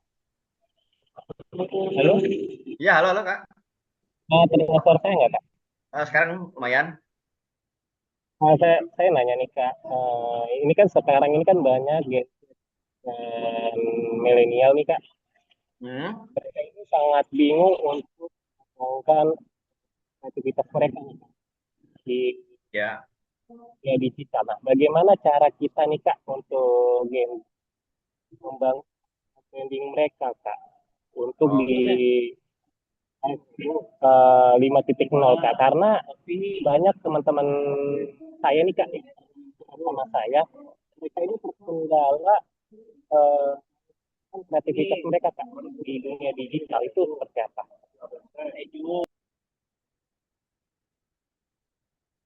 Gimana Kak Erik? Saya terkendala di apa? Kurang jelas sayanya, maaf. Banyak teman-teman saya Kak Hmm, ini Kak untuk membangun personal branding atau kreativitas oke. mereka Ya. ini nggak bisa membangun karena tidak ada karena banyak beberapa teman kita di Gen Z, mereka ini ingin berkreativitas tapi tidak ada wadah atau mentor yang ingin belajar Kak. Karena banyak mentor-mentor yang di Jakarta Kak, eh, banyak banyak yang kita sama saya bagaimana Bang untuk membangun personal branding di digital ini apalagi di Oke. Oke, ya. Intinya bagaimana teman-teman ini ya bisa menciptakan personal branding Kak ya? ya, personal branding Oke. di digital ini Kak, apalagi kan saat ini kan kita sudah dunia AI Kak ya. Nah, Iya, itu iya. bagaimana? Oke, jadi saya coba-coba mencoba ngebedah ya bahwa sebenarnya adanya sosial media sekarang ini itu bisa menciptakan alter ego. Jadi buat teman-teman yang paham ya, eh, apa ya, entah saya bilang ini adalah kebaikan atau keburukan itu bisa menjadi pisau yang bermata dua. Tapi dengan adanya sosial media kita bisa menciptakan alter ego, ya, bisa menciptakan alter-alter kita yang lain. Intinya seperti itu dengan adanya sosmed. Jadi ketika tadi kakaknya bilang bagaimana kita ingin membangun personal branding, saya tidak bisa menjawab pasti. Karena bisa saja kita menciptakan sesuatu yang berbeda di sosmed. Yang biasanya kita di pendiam, di sosmed kita menjadi seorang yang ceria. Itu bisa saja. Kenapa? Dengan adanya sosmed itu kita bisa menciptakan alter ego yang kita inginkan. Orang yang kita bangun seperti apa. Jadi kalau buat saya, ketika teman-teman ingin membangun personal branding, langkah paling gampang adalah mulai dari minat. Jadi apa sih yang kita suka? Jika kita menyampingkan dulu alter ego ya, karena ada nih alter ego. Tapi kalau kita ingin menjual personal branding, apa yang seperti apa yang kita mau kita brandingin ke orang lain ya? Nanti kita mulai dari yang minat, apa yang kita suka. Karena misalnya contoh saya suka mancing, ya udah kita akan bangun konten mancing. Nah, kenapa kita mulai membangun konten dari yang kita suka? Karena akan sangat kecil kemungkinannya kita akan burn out. Kalau kita suka, kita pasti akan belajar terus di hal yang itu. Atau misalnya contoh suka tentang sepeda, ya kita akan kulik semua sepedanya. Jadi mulailah dengan satu yang paling kita suka. Jangan membangun konten atau membangun personal branding yang tidak sesuai dengan kita. Itu akan menjadi masalah ke depannya nanti. Ketika kita kehabisan ide, nggak suka, misalnya nggak suka lari, kita paksain untuk bikin konten lari. Akhirnya ya kita akan burn out sendiri gitu. Jadi awal ya tadi awal bicara tentang personal branding itu penting memang. Kita ingin dikenal sebagai apa sih? Kita kan di awal saya akan membuat pertanyaan dan itu sebenarnya jawabannya ada di kita nih. Lalu bagaimana menentukannya? Cara menentukannya apa nih? Membangun personal branding kita seperti apa? Cari yang paling kita suka. Karena biasanya kalau kita melakukan apa yang kita suka, baik itu berhasil ataupun tidak, kita nothing tulus. Nggak ada perasaan menyesal karena kita suka. Jadi untuk awal ya, jadi untuk awal kita ingin buat teman-teman yang milenial ini atau Gen Z sekalipun ingin membangun personal branding, bangunlah dari yang kita suka. Tapi ada alternya tadi nih saya bilang alter egonya ini. Atau sekalian aja bertolak belakang. Contoh, sekarang banyak orang bisa mendapatkan penghasilan dari Clipper. Dia membangun konten-konten Clipper. Ya, itu nggak harus suka. Saya nggak suka game. Saya bikin aja Clipper tentang game. saya nggak suka politik, saya bikin aja konten tentang clipper politik. Karena tujuannya jelas nih, hanya membangun clipper, memotong video-video orang untuk mendapatkan monetisasi. Gitu. Itu bisa seperti itu. Ya, tapi kembali lagi, ya kita ingin dikenal sebagai apa? Jadi buat saya sangat banyak konten kreator besar itu memiliki konten yang lain atau memiliki akun-akun sosial media yang lain karena mereka membangun alter egonya mereka di sosial media itu. Tapi kalau bicara personal branding, saran saya dekatkanlah ke minat dan bakatnya kita agar kita merasa nothing tulus dalam melakukannya. Tapi kalau memang ingin nyebrang sekalian ya bangun seperti tadi. Kalau memang target apa ya? Saya target konten apa ya? Oh, saya emang mau nyari uang di sini. Ya udah, jadi clipper sekalian. Menjadi clipper itu nggak perlu kita menyukai apa yang kita buat, tapi kita cari peluangnya. Apa yang paling orang ingin suka tonton, kita bangun clippernya. Sekarang berapa banyak nih clipper-clippernya maraton yang bisa mendulang cuan seperti itu. Apakah mereka suka maraton? Belum tentu. Apakah mereka suka Arab? Nggak tentu juga. Jadi kembali ke kitanya ya, kita ingin menjadi seperti apa. Dan enaknya sosial media ini, kita bisa membangun banyak konten, banyak platform, banyak akun. Oke, saya punya akun idealis, saya A, saya akan bangun konten yang nggak idealis saya di B dan C segala macam. Silakan berkreasi. B dengan syarat tadi buat saya. Kalau teman-teman sudah di fase itu, artinya teman-teman sudah melewati itu. Fase konsisten sudah lewat, fase mulai aja dulu sudah lewat. Teman-teman sudah mulai bisa ngebangun satu konten atau satu platform yang bagus, satu akun yang bagus. Silakan teman-teman bangun platform yang lain. Tapi kalau belum sampai ke arah sana ya kita coba belajar dulu. Dan cara saya biar tidak burnout adalah mulai dari apa yang kita suka dulu. Dan itu nggak ada rumus karena apa yang saya suka belum tentu orang lain suka. Tapi saya yakin apa yang saya suka pasti ada orang lain juga nih di luar sana, di sosial media yang sana yang juga melakukan hal yang sama. Akhirnya relate seperti itu. Itu begitu ya Kak Erik ya. Kak Eki boleh menanggapi nggak Kak? Kenapa? Boleh menanggapi sedikit nggak Kak? Boleh. Kak Eki, saya kan seminggu kemarin saya melihat anak-anak di pedesaan atau pedalaman ini kan mereka mempunyai kreativitas ya Kak ya untuk buat seperti logo, konten. Nah, bagaimana cara kita Kak yang sebagai konten kreator yang tinggal di ibu kota untuk edukasi kepada teman-teman di pedalaman Kak?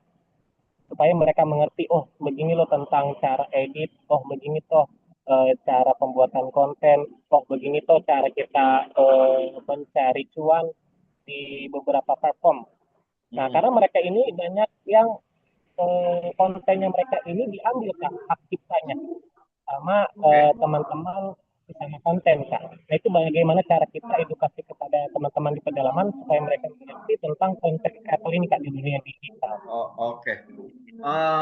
Pertama ya, selama saya sejauh yang saya tahu ya untuk ketika dia posting di sosial media yang bisa monetisasi ya. Jadi sebenarnya yang kita tahu ya sosial media yang bisa monet itu ada dua nih.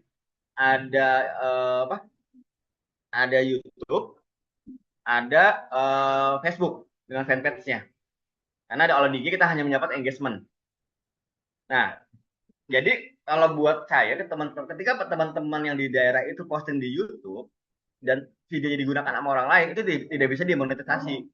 Karena hak ciptanya tetap punya si pembuat video yang pertama oleh YouTube. Itu ada di sistemnya si YouTube sendiri. Jadi buat saya artinya teman-teman di daerah tersebut nggak usah khawatir. Sekalipun itu di-upload sama orang lain, tapi hak ciptanya tetap milik si pengupload pertama. Itu yang pertama. Dan yang kedua, untuk menguatkan lagi, sarankan ke teman-teman yang di daerah tadi ketika membangun suatu video, berikanlah watermark. Entah logo, entah namanya, entah logo si akunnya, segala macam. Tapi yang saya tahu kalau di YouTube itu kita nggak bisa mengklaim kecuali kita memberikan sumber. Nah, contohnya, yang saya bilang kan sekarang tuh ada pekerjaan baru namanya clipper ya. Clipper itu adalah mengklip video orang tidak secara utuh, cuman si clipper ini boleh memposting itu selama dia mencantumkan sumbernya, sumber video asli dari mana. Jadi artinya ketika itu di-upload, maka si yang punya video ini pun akan mendapat presentasi dari upload tersebut. Jadi kalau bicara ini adalah teman-teman di daerah ya, di daerah yang punya konten-konten bagus, tapi ternyata itu disabotase lah atau di-upload oleh orang lain yang dari kota lain atau dari Jakarta seperti itu. Selama itu di YouTube sebenarnya itu aman karena si YouTube hanya melihat si konten itu dibuat pertama kali di mana, oleh siapa. Itu yang pertama. Yang kedua, bagaimana kita melakukan edukasi ya bisa melakukan pelatihan-pelatihan seperti ini nih yang dilakukan sama Jivan ini. Jadi selama teman-teman si Kak Erik punya waktu, punya apa, dan di sana juga kondisinya internetnya aman, ya buat pelatihan gratis seperti juga itu sangat membantu buat teman-teman yang lain sih menurut saya ya. Jadi ya kita nggak, kalau kita bisa menggandeng CSR, misalnya kita menggandeng perusahaan dari Jakarta, tiba-tiba oh ya udah bikin pelatihan offline di daerah tersebut, ya silahkan aja bisa seperti itu. Tapi kalau yang paling simpel ya buat seperti ini, buat pelatihan secara online dengan mereka yang ada di daerah. Jadi fokus pesertanya itu di daerah-daerah yang emang jauh dari Jakarta atau dari kota-kota besar seperti kayak Erik.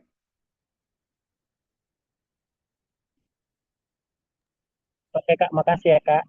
Oke, sama-sama Kak Erik. Oke, baik. Terima kasih Kak Eki untuk jawabannya. Kita beri kesempatan lagi untuk satu penanya lagi nih. Untuk teman-teman yang mau sharing atau mau bertanya sama Kak Eki, bisa raise hand ya teman-teman semua. Oke, ada lagi nggak nih teman-teman?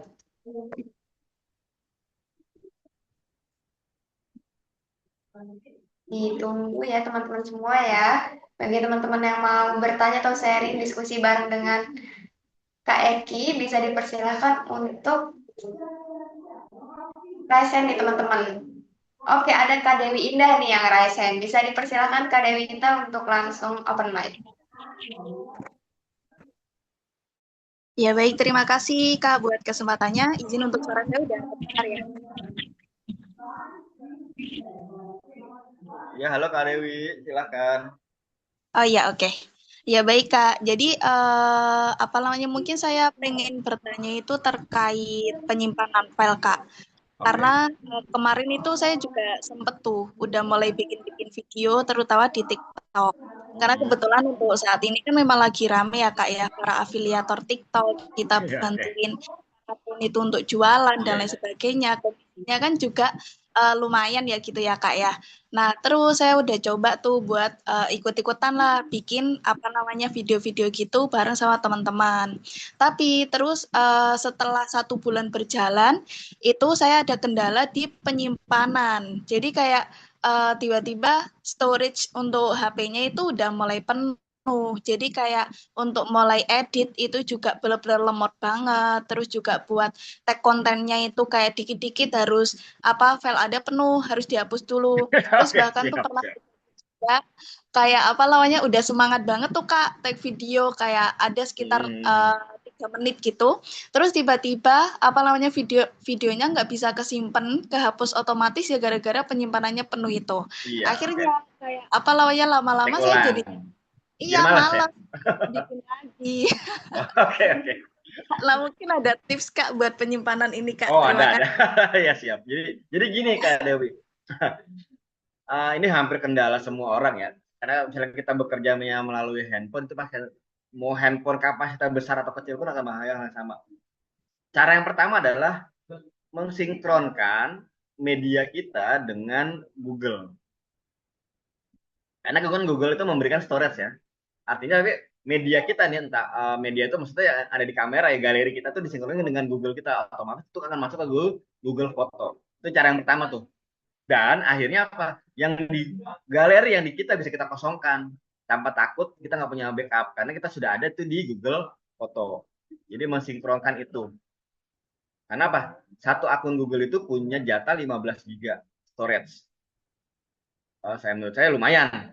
Jadi yang di handphone bisa dihapus, jadi kita bisa membuat konten baru tanpa khawatir itu akan hilang. Itu cara yang pertama. Cara yang kedua, backupnya adalah bangun akun Google yang banyak. Karena misalnya kita bayangkan ya, ini yang saya share adalah versi gratisannya. Misalnya satu akun Google itu memberikan storage 15 GB, kalau kita punya 10 akun Google aja, maka kita punya storage gratis secara cloud ya, secara online itu ada di 150 GB dan itu free. Dengan satu tadi membangun akun Google yang banyak. Atau ya kita beli storage online. Itu yang cara yang paling aman. Jadi karena akun Google itu kan dia juga menyediakan, mau meningkatkan kapasitasnya pun silahkan. Jadi kalau kita nggak bisa mengupgrade handphone kita atau belum bisa mengupgrade handphone kita, yang kita upgrade adalah akun Google kita untuk mengatasi kepenuhan tadi. Jadi setelah kita posting, sudah yakin itu udah masuk ke Google Cloud, makanya handphone kita hapus aja. Aman itu jadinya. Jadi handphonenya menjadi handphone baru lagi dan siap untuk dipakai untuk kerja lagi, seperti itu Kak Dewi. Oke, semoga menjawab pertanyaan dari Kak Dewi ya. Bagaimana Kak Dewi, sudah cukup pertanyaan dan juga jawaban dari Kak Eki? Oh ya sudah cukup Kak. Saya juga baru kepikiran sih, iya ya kan ada Google Foto. Kenapa selama ini nggak pernah itu gitu. Oke Kak, terima kasih banyak Kak Eki, sangat membuka wawasan baru hari ini. Boleh bertanya lagi, Kak? Oh, boleh dipersilakan untuk Kak Melda ya. Iya, yang mau saya tanyakan kalau kita ikut lomba kompetisi, misalkan seperti memperingati Raden Ajeng Kartini kemarin ulang tahun Pak, Kak, konten seperti apa, video seperti apa yang bagus selain pengeditan, juga kita kuasai materi apa yang kita buat supaya menang itu seperti apa, Kak? Itu aja. Oke, kalau konten untuk lomba yang pertama adalah buat saya ya konten yang sesuai dengan aturan pembuat lomba. Jadi aturan yang kita ikutin itu otomatis itu mendapat poin tersendiri. Yang kedua adalah ya kita mengikuti apa yang kita bisa aja gitu. Jadi jangan terlalu berlebihan, karena kemarin saya juga pernah jadi juri lomba untuk konten video konten lah, ibaratnya video konten tentang tema lingkungan dalam durasi maksimal 3 menit nih, tapi dia membuat sampai ada yang 7 menit, ada yang 10 menit. Otomatis walaupun itu bagus, yang 10 menit itu bagus banget nih, cuma secara aturan udah salah karena kita butuh cuma 3 menit, itu tidak akan lolos. Jadi artinya kalau kebutuhan kita konten itu adalah untuk lomba, yang paling pasti adalah ikuti aturan yang sudah diberikan penyelenggara lomba. Jadi jangan akhirnya biar kelihatan bagus, panitia ngasih 1 menit, saya bikin 2 menit saya bikin 3 menit, jangan. Karena panitia ketika udah ngasih 1 menit, otomatis dia akan melihat yang 1 menit aja, yang under dikurangin, yang lebih pasti ditolak. Gitu. Kayak gitu aja sih Kak Imelda. Oke, tetap fokus dan berikan yang terbaik ya Kak Melda, tapi jangan lupa buat ikuti aturan ya yang sudah ditetapkan oleh penyelenggara. Oke, untuk Kak Melda dan juga Kak Dewi tadi sudah terjawab ya pertanyaan dari Kak Imelda dan juga Kak Dewi. Kita lanjut nih ke sesi seru-seruan. Nah, sesi seru-seruan ini nih kita akhiri dulu sesi tanya jawab kita hari ini. Sangat luar biasa sekali untuk teman-teman yang sudah eh, memberikan pertanyaan juga berdiskusi bareng dengan Kak Eki. Baik, selanjutnya kita mau seru-seruan. Jadi kita ini akan ada sesi pembagian door prize dan ada kesempatan mendapatkan door prize spesial untuk teman-teman dengan kategori most ready to grow nih ya teman-teman. Caranya gampang banget nih. Jadi teman-teman cukup sebutkan dari raise hand nanti ya teman-teman yang raise hand. Jadi selain apa alasan teman-teman ikut webinar dengan tema hari ini, lalu teman-teman juga bisa yang ingin setelah ini mau memulai untuk upload atau ingin berkembang menjadi siapa di sosial media, misalnya aku ingin mulai bangun personal branding nih supaya lebih percaya diri di bidang apa, atau ada juga yang ingin belajar bikin konten yang bermanfaat dan konsisten, atau ada juga yang mau ikut challenge nih yang tadi sudah disampaikan oleh Kak Eki tadi ya, yang 7 hari 3 konten. Nah mungkin nanti Kak Eki kasih penilaian nih, mungkin gimana nih hasil dari teman-teman hasilkan untuk 7 hari 3 konten nanti. Nanti jawaban yang paling menarik dan paling relate atau paling menginspirasi juga akan mendapatkan door prize dari panitia. Nah, untuk ini siapa yang teman-teman berani buat raise hand bisa dipersilahkan ya. Nanti jawaban dari teman-teman akan dinilai langsung oleh narasumber kita hari ini yaitu dari Kak Eki. Oke teman-teman, di sini ada yang berani untuk raise hand, berani untuk memulai juga setelah webinar hari ini. Kita akan ada hadiah loh ini untuk teman-teman. Oke, ini sepertinya ada dari Kak Erik nih. Oke, Kak Erik nih kayaknya dari tadi memperhatikan sekali materi yang disampaikan oleh Kak Eki. Boleh nih spill-spill nih Kak. Ini ada banyak nih ya ternyata nih Kak Eki nih. Ada Kak Erik, Kak Dewi, dan juga Kak Melda. Nah, mungkin kita kasih kesempatan untuk ketiga yang raise hand. Nanti Kak Eki yang memilih ya, siapa Oke. yang paling oke dari teman-teman ketiga teman-teman yang raise hand. Kita mulai dari Kak Melda mungkin ya. Bisa dipersilahkan Kak Melda. Bisa, Kak? Oke, silakan. Ya, Assalamualaikum warahmatullahi wabarakatuh. Saya Milda dari Depok 2. Waalaikumsalam. Kita membuat konten harus kita perhatikan pertama kalau kita ikut kompetisi itu temanya, jadi kita kuasai topik, tema, dan tujuan dan juga isi dari konten apa yang kita buat. Selain itu juga background, juga kita harus bagus mendukung isi konten kita, tidak melupakan algoritma yang ditentukan dengan juri dan juga dalam pengeditan pun kita harus sempurna, tidak berlebihan dalam kita bicara, mimik kita, dan intonasi kita tidak bisa menyampaikan dengan mudah dimengerti untuk para pemirsa. Itu aja Kak, terima kasih. Yang penting yang selain itu kita juga jangan mencoba menipu, tidak sesuai dengan real atau kenyataan, supaya kita dipercaya dan konten kita bagus dinilai dan menjadi juara dan tampil maju ke depan di atas panggung. Itu aja Kak.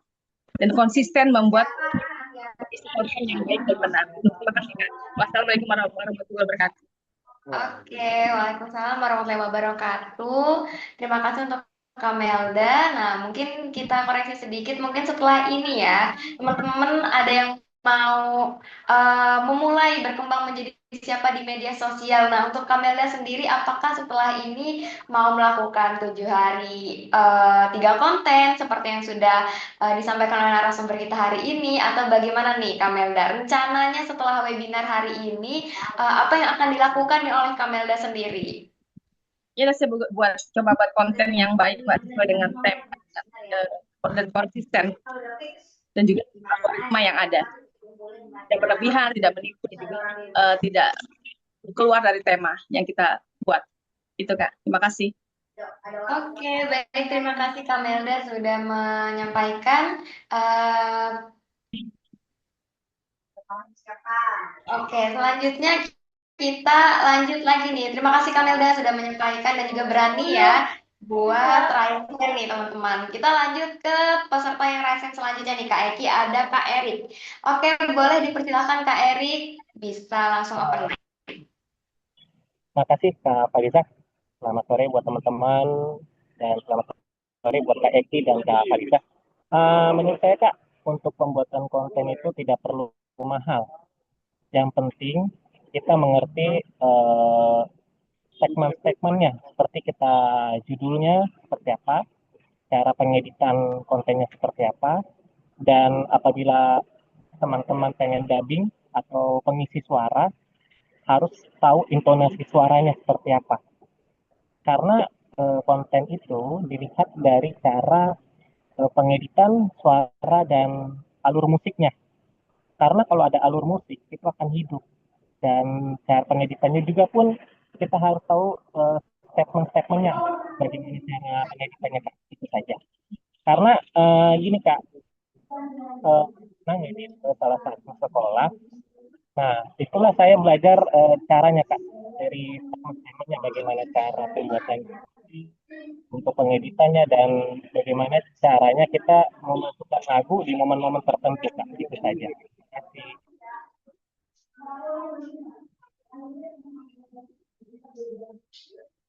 Oke, sudah cukup untuk Kak Erik? Sudah Kak, sudah Kak. Oke, mungkin dari Kak Eki sendiri ada tambahan pertanyaan lagi untuk narasumber, dipersilahkan nih Kak. Oke. Ini buat rebutan atau gimana nih Kak?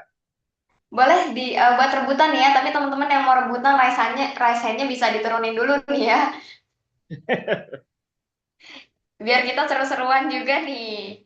Oke, untuk teman-teman yang raise hand bisa diturunin dulu raise hand-nya.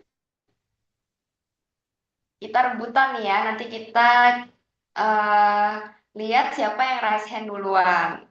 Oke, untuk Kamelda bisa diturunkan dulu raise hand-nya.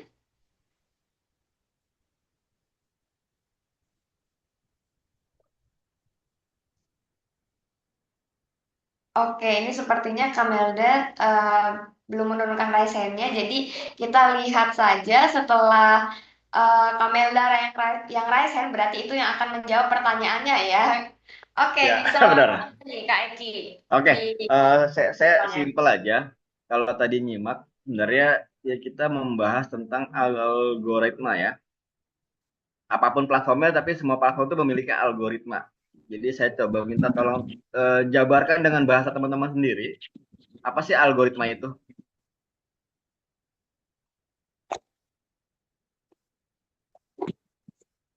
Ya, tadi apa? Kak Dewi yang pertama kali ya? Emil dah. Karena nggak turun-turun dari tadi, kan ya? Iya. Udah diterima baik ya Kak. Berarti moderator yang milih deh. Saya bingung. Oke, kalau kayak gitu, ini kita beri kesempatan dulu ya Kak Melda untuk peserta yang lain untuk menjawab, yang belum kita berikan kesempatan untuk menjawab, yaitu Kak Dewi Indah dan juga Kak Erik. Tapi tadi karena Kak Erik sudah memberikan jawabannya, kita berikan untuk Kak Dewi Indah, dipersilahkan untuk open mic. Ya baik, terima kasih Kak buat Kak moderator sama Kak Eki. Jadi untuk pertanyaan Kak Eki dulu ya. Jadi algoritma sendiri itu kalau menurut saya bagaimana sistem dari platform itu bisa mendeteksi konsistensi ataupun ini apa namanya keaktifan dari para konten kreator. Nah itu bisa dinilai dari banyaknya komen, banyaknya like, banyaknya share. Karena ketika postingan kita itu banyak yang komen atau ada interaksi atau banyak interaksi dengan para audiens yang lain, itu akan semakin meningkatkan algoritma dari akun kita sendiri. Kurang lebihnya seperti itu. Oke. Atau mungkin mau sekalian saya sampaikan Kak buat ilinya yang pertanyaan tadi. Oke, boleh nih. Kita sekalian ditambahkan aja nih ya Kak Eki. Oke, siap. Ininya bisa langsung disampaikan Kak Dewi Indah, dipersilahkan. Ya baik, terima kasih Kak. Mungkin sebelumnya saya ucapkan juga terima kasih banyak buat Kak Eki. Hari ini materinya sangat amat menarik dan cukup relate untuk apa ya, zaman sekarang yang memang semuanya tuh serba digital, serba online, dan serba kita nggak bisa terlepas dari sosial media. Nah mungkin untuk kesan saya sendiri itu saya cukup sambil berbagi pengalaman ya Kak ya. Kan kebetulan memang seperti yang saya jelaskan tadi, saya udah sempat aktif nih di TikTok. Nah, untuk konten-konten zaman sekarang itu kalau setahu saya, terutama mungkin di platform TikTok, itu harus mengandung 3 komponen. Jadi kita nggak bisa hanya sekedar ibaratnya tuh bikin hook yang bagus, bikin CTA buat orang-orang tuh bisa interaksi, tapi memang dari bobot kontennya itu juga dinilai. Jadi kalau setahu saya itu di TikTok sendiri itu dibagi menjadi 3. Jadi ada istilahnya tuh konten edukasi, kemudian konten hiburan, dan juga konten jualan. Jadi karena di Jawa sekarang itu mungkin banyak juga anak-anak muda itu yang pengen nyoba terjun konten kreator, tapi kan masih bingung harus mulai dari mana caranya, dan lain sebagainya. Makanya untuk zaman sekarang itu konten-konten edukasi sekedar kayak penjelasan bagaimana monetisasi akun, bagaimana cara dapetin followers yang cepat, bagaimana strategi biar akun kita itu bisa cepat terbaca algoritmanya dan lain sebagainya, itu views-nya akan lebih banyak. Karena juga ibaratnya misal kita kasih tips, sedikit tips gitu ya, tips untuk jadi konten kreator pemula. Kalau kita itu bisa jadi ditonton berulang kali oleh 10 penonton. Karena dia mungkin akan kepo, gitu ya, poinnya yang kedua apa dan lain sebagainya. Gitu. Jadi memang sebenarnya untuk Jawa sekarang jadi konten kreator lucu-lucuan, kita harus tahu juga yang ingin kita sampaikan kepada para gitu.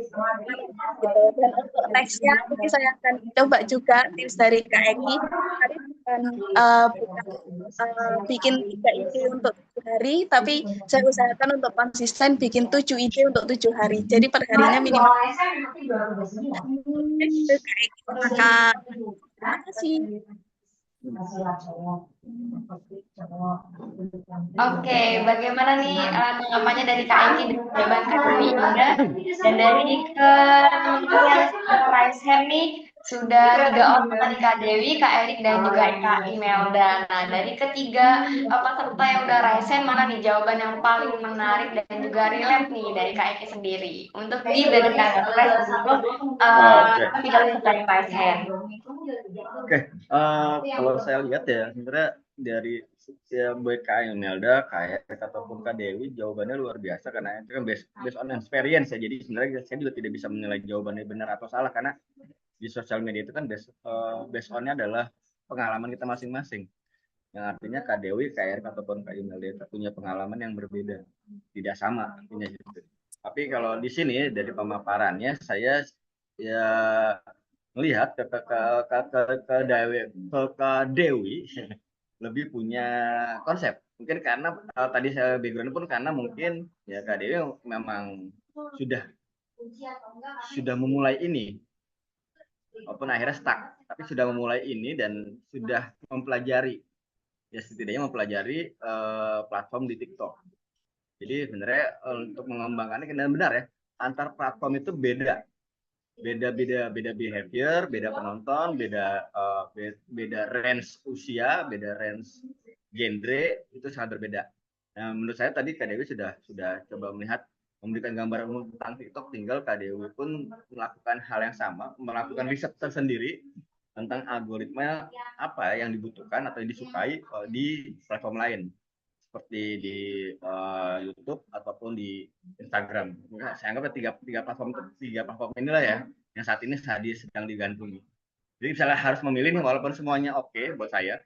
Jadi karena itu menurut saya adalah experience itu tidak bisa dinilai karena masing-masing punya pengalaman sendiri dan punya pembenarannya sendiri dan nanti punya pembuktiannya tersendiri.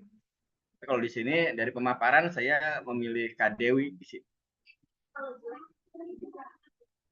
Oke, karena dari Kak Eki sendiri memilih Kak Dewi, untuk Kak Dewi selamat ya atas pemenang door prize-nya. Jadi setelah ini Kak Dewi bisa langsung menghubungi admin Jivan yang ada di grup untuk klaim hadiahnya.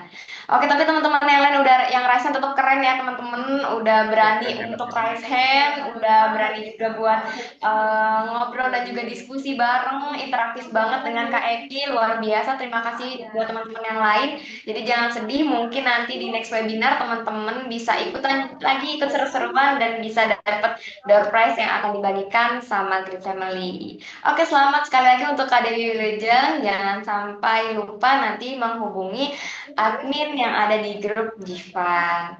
Oke teman-teman semua, hari ini webinar sangat luar biasa sekali. Terima kasih teman-teman yang sudah aktif untuk bertanya, diskusi, dan juga banyak banget tadi teman-teman yang raise hand, yang sharing bareng dengan narasumber kita hari ini. Terima kasih banyak atas sharingnya, sangat menarik dan relatable banget tentunya buat teman-teman semua.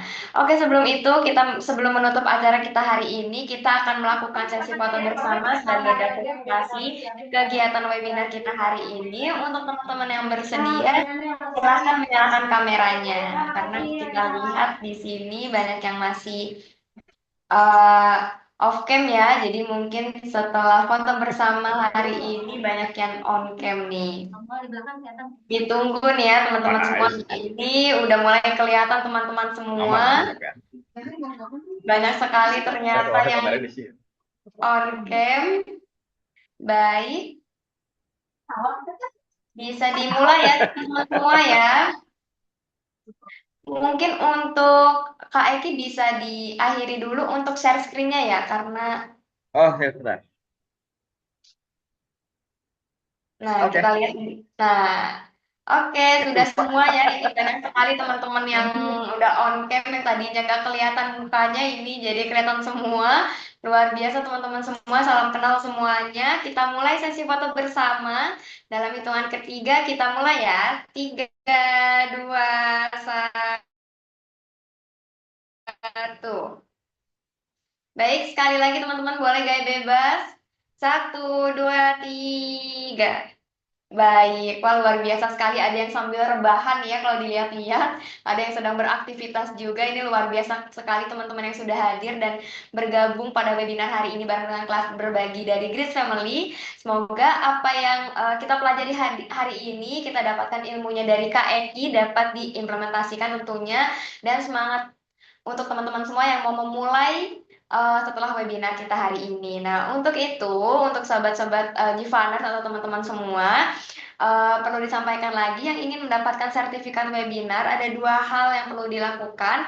Pertama yaitu mengisi form evaluasi, karena tadi di kolom chat ada yang bertanya apakah ada link absensi. Oke teman-teman, di kelas berbagi tidak ada link absensi ya teman-teman. Jadi syarat untuk mendapatkan sertifikat yaitu mengisi form evaluasi yang akan dikirimkan oleh admin Givan setelah webinar. Nah, di dalam form tersebut teman-teman tentunya akan menemukan bagian untuk berdonasi sebagai bentuk dukungan terhadap program yang diselenggarakan oleh GIM Foundation.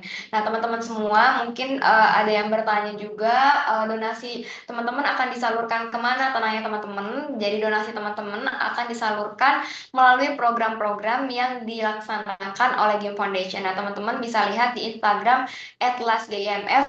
Jadi donasi teman-teman akan dibagikan untuk warga yang membutuhkan. Nah, teman-teman bisa lihat akun @lasgimf. Di situ ada kegiatan seperti berdonasi beras, ada juga sedekah beras, ada juga untuk beasiswa pendidikan dan lain sebagainya. Teman-teman bisa cek di Instagram @lasgimf. Nah, untuk itu setelah form evaluasi dan donasi terisi, sertifikat akan dikirimkan maksimal 7 hari kerja melalui WhatsApp ya teman-teman.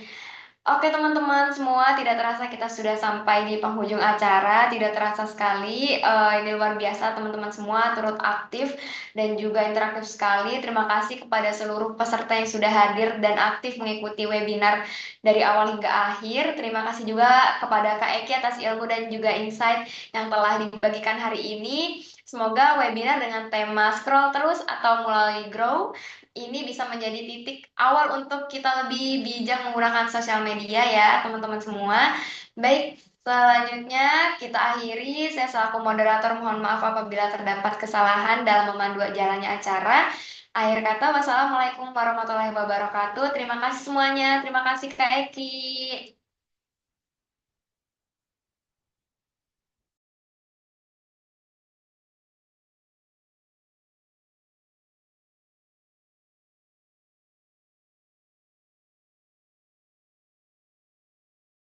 Maraknya kasus bullying atau tindak penindasan.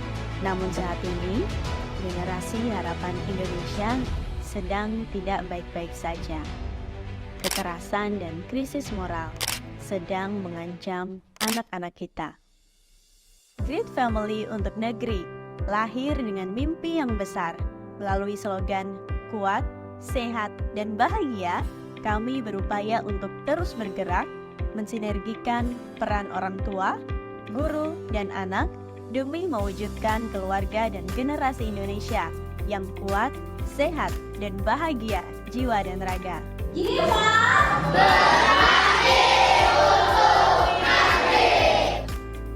Kami percaya dengan keyakinan yang tinggi, semangat berbagi,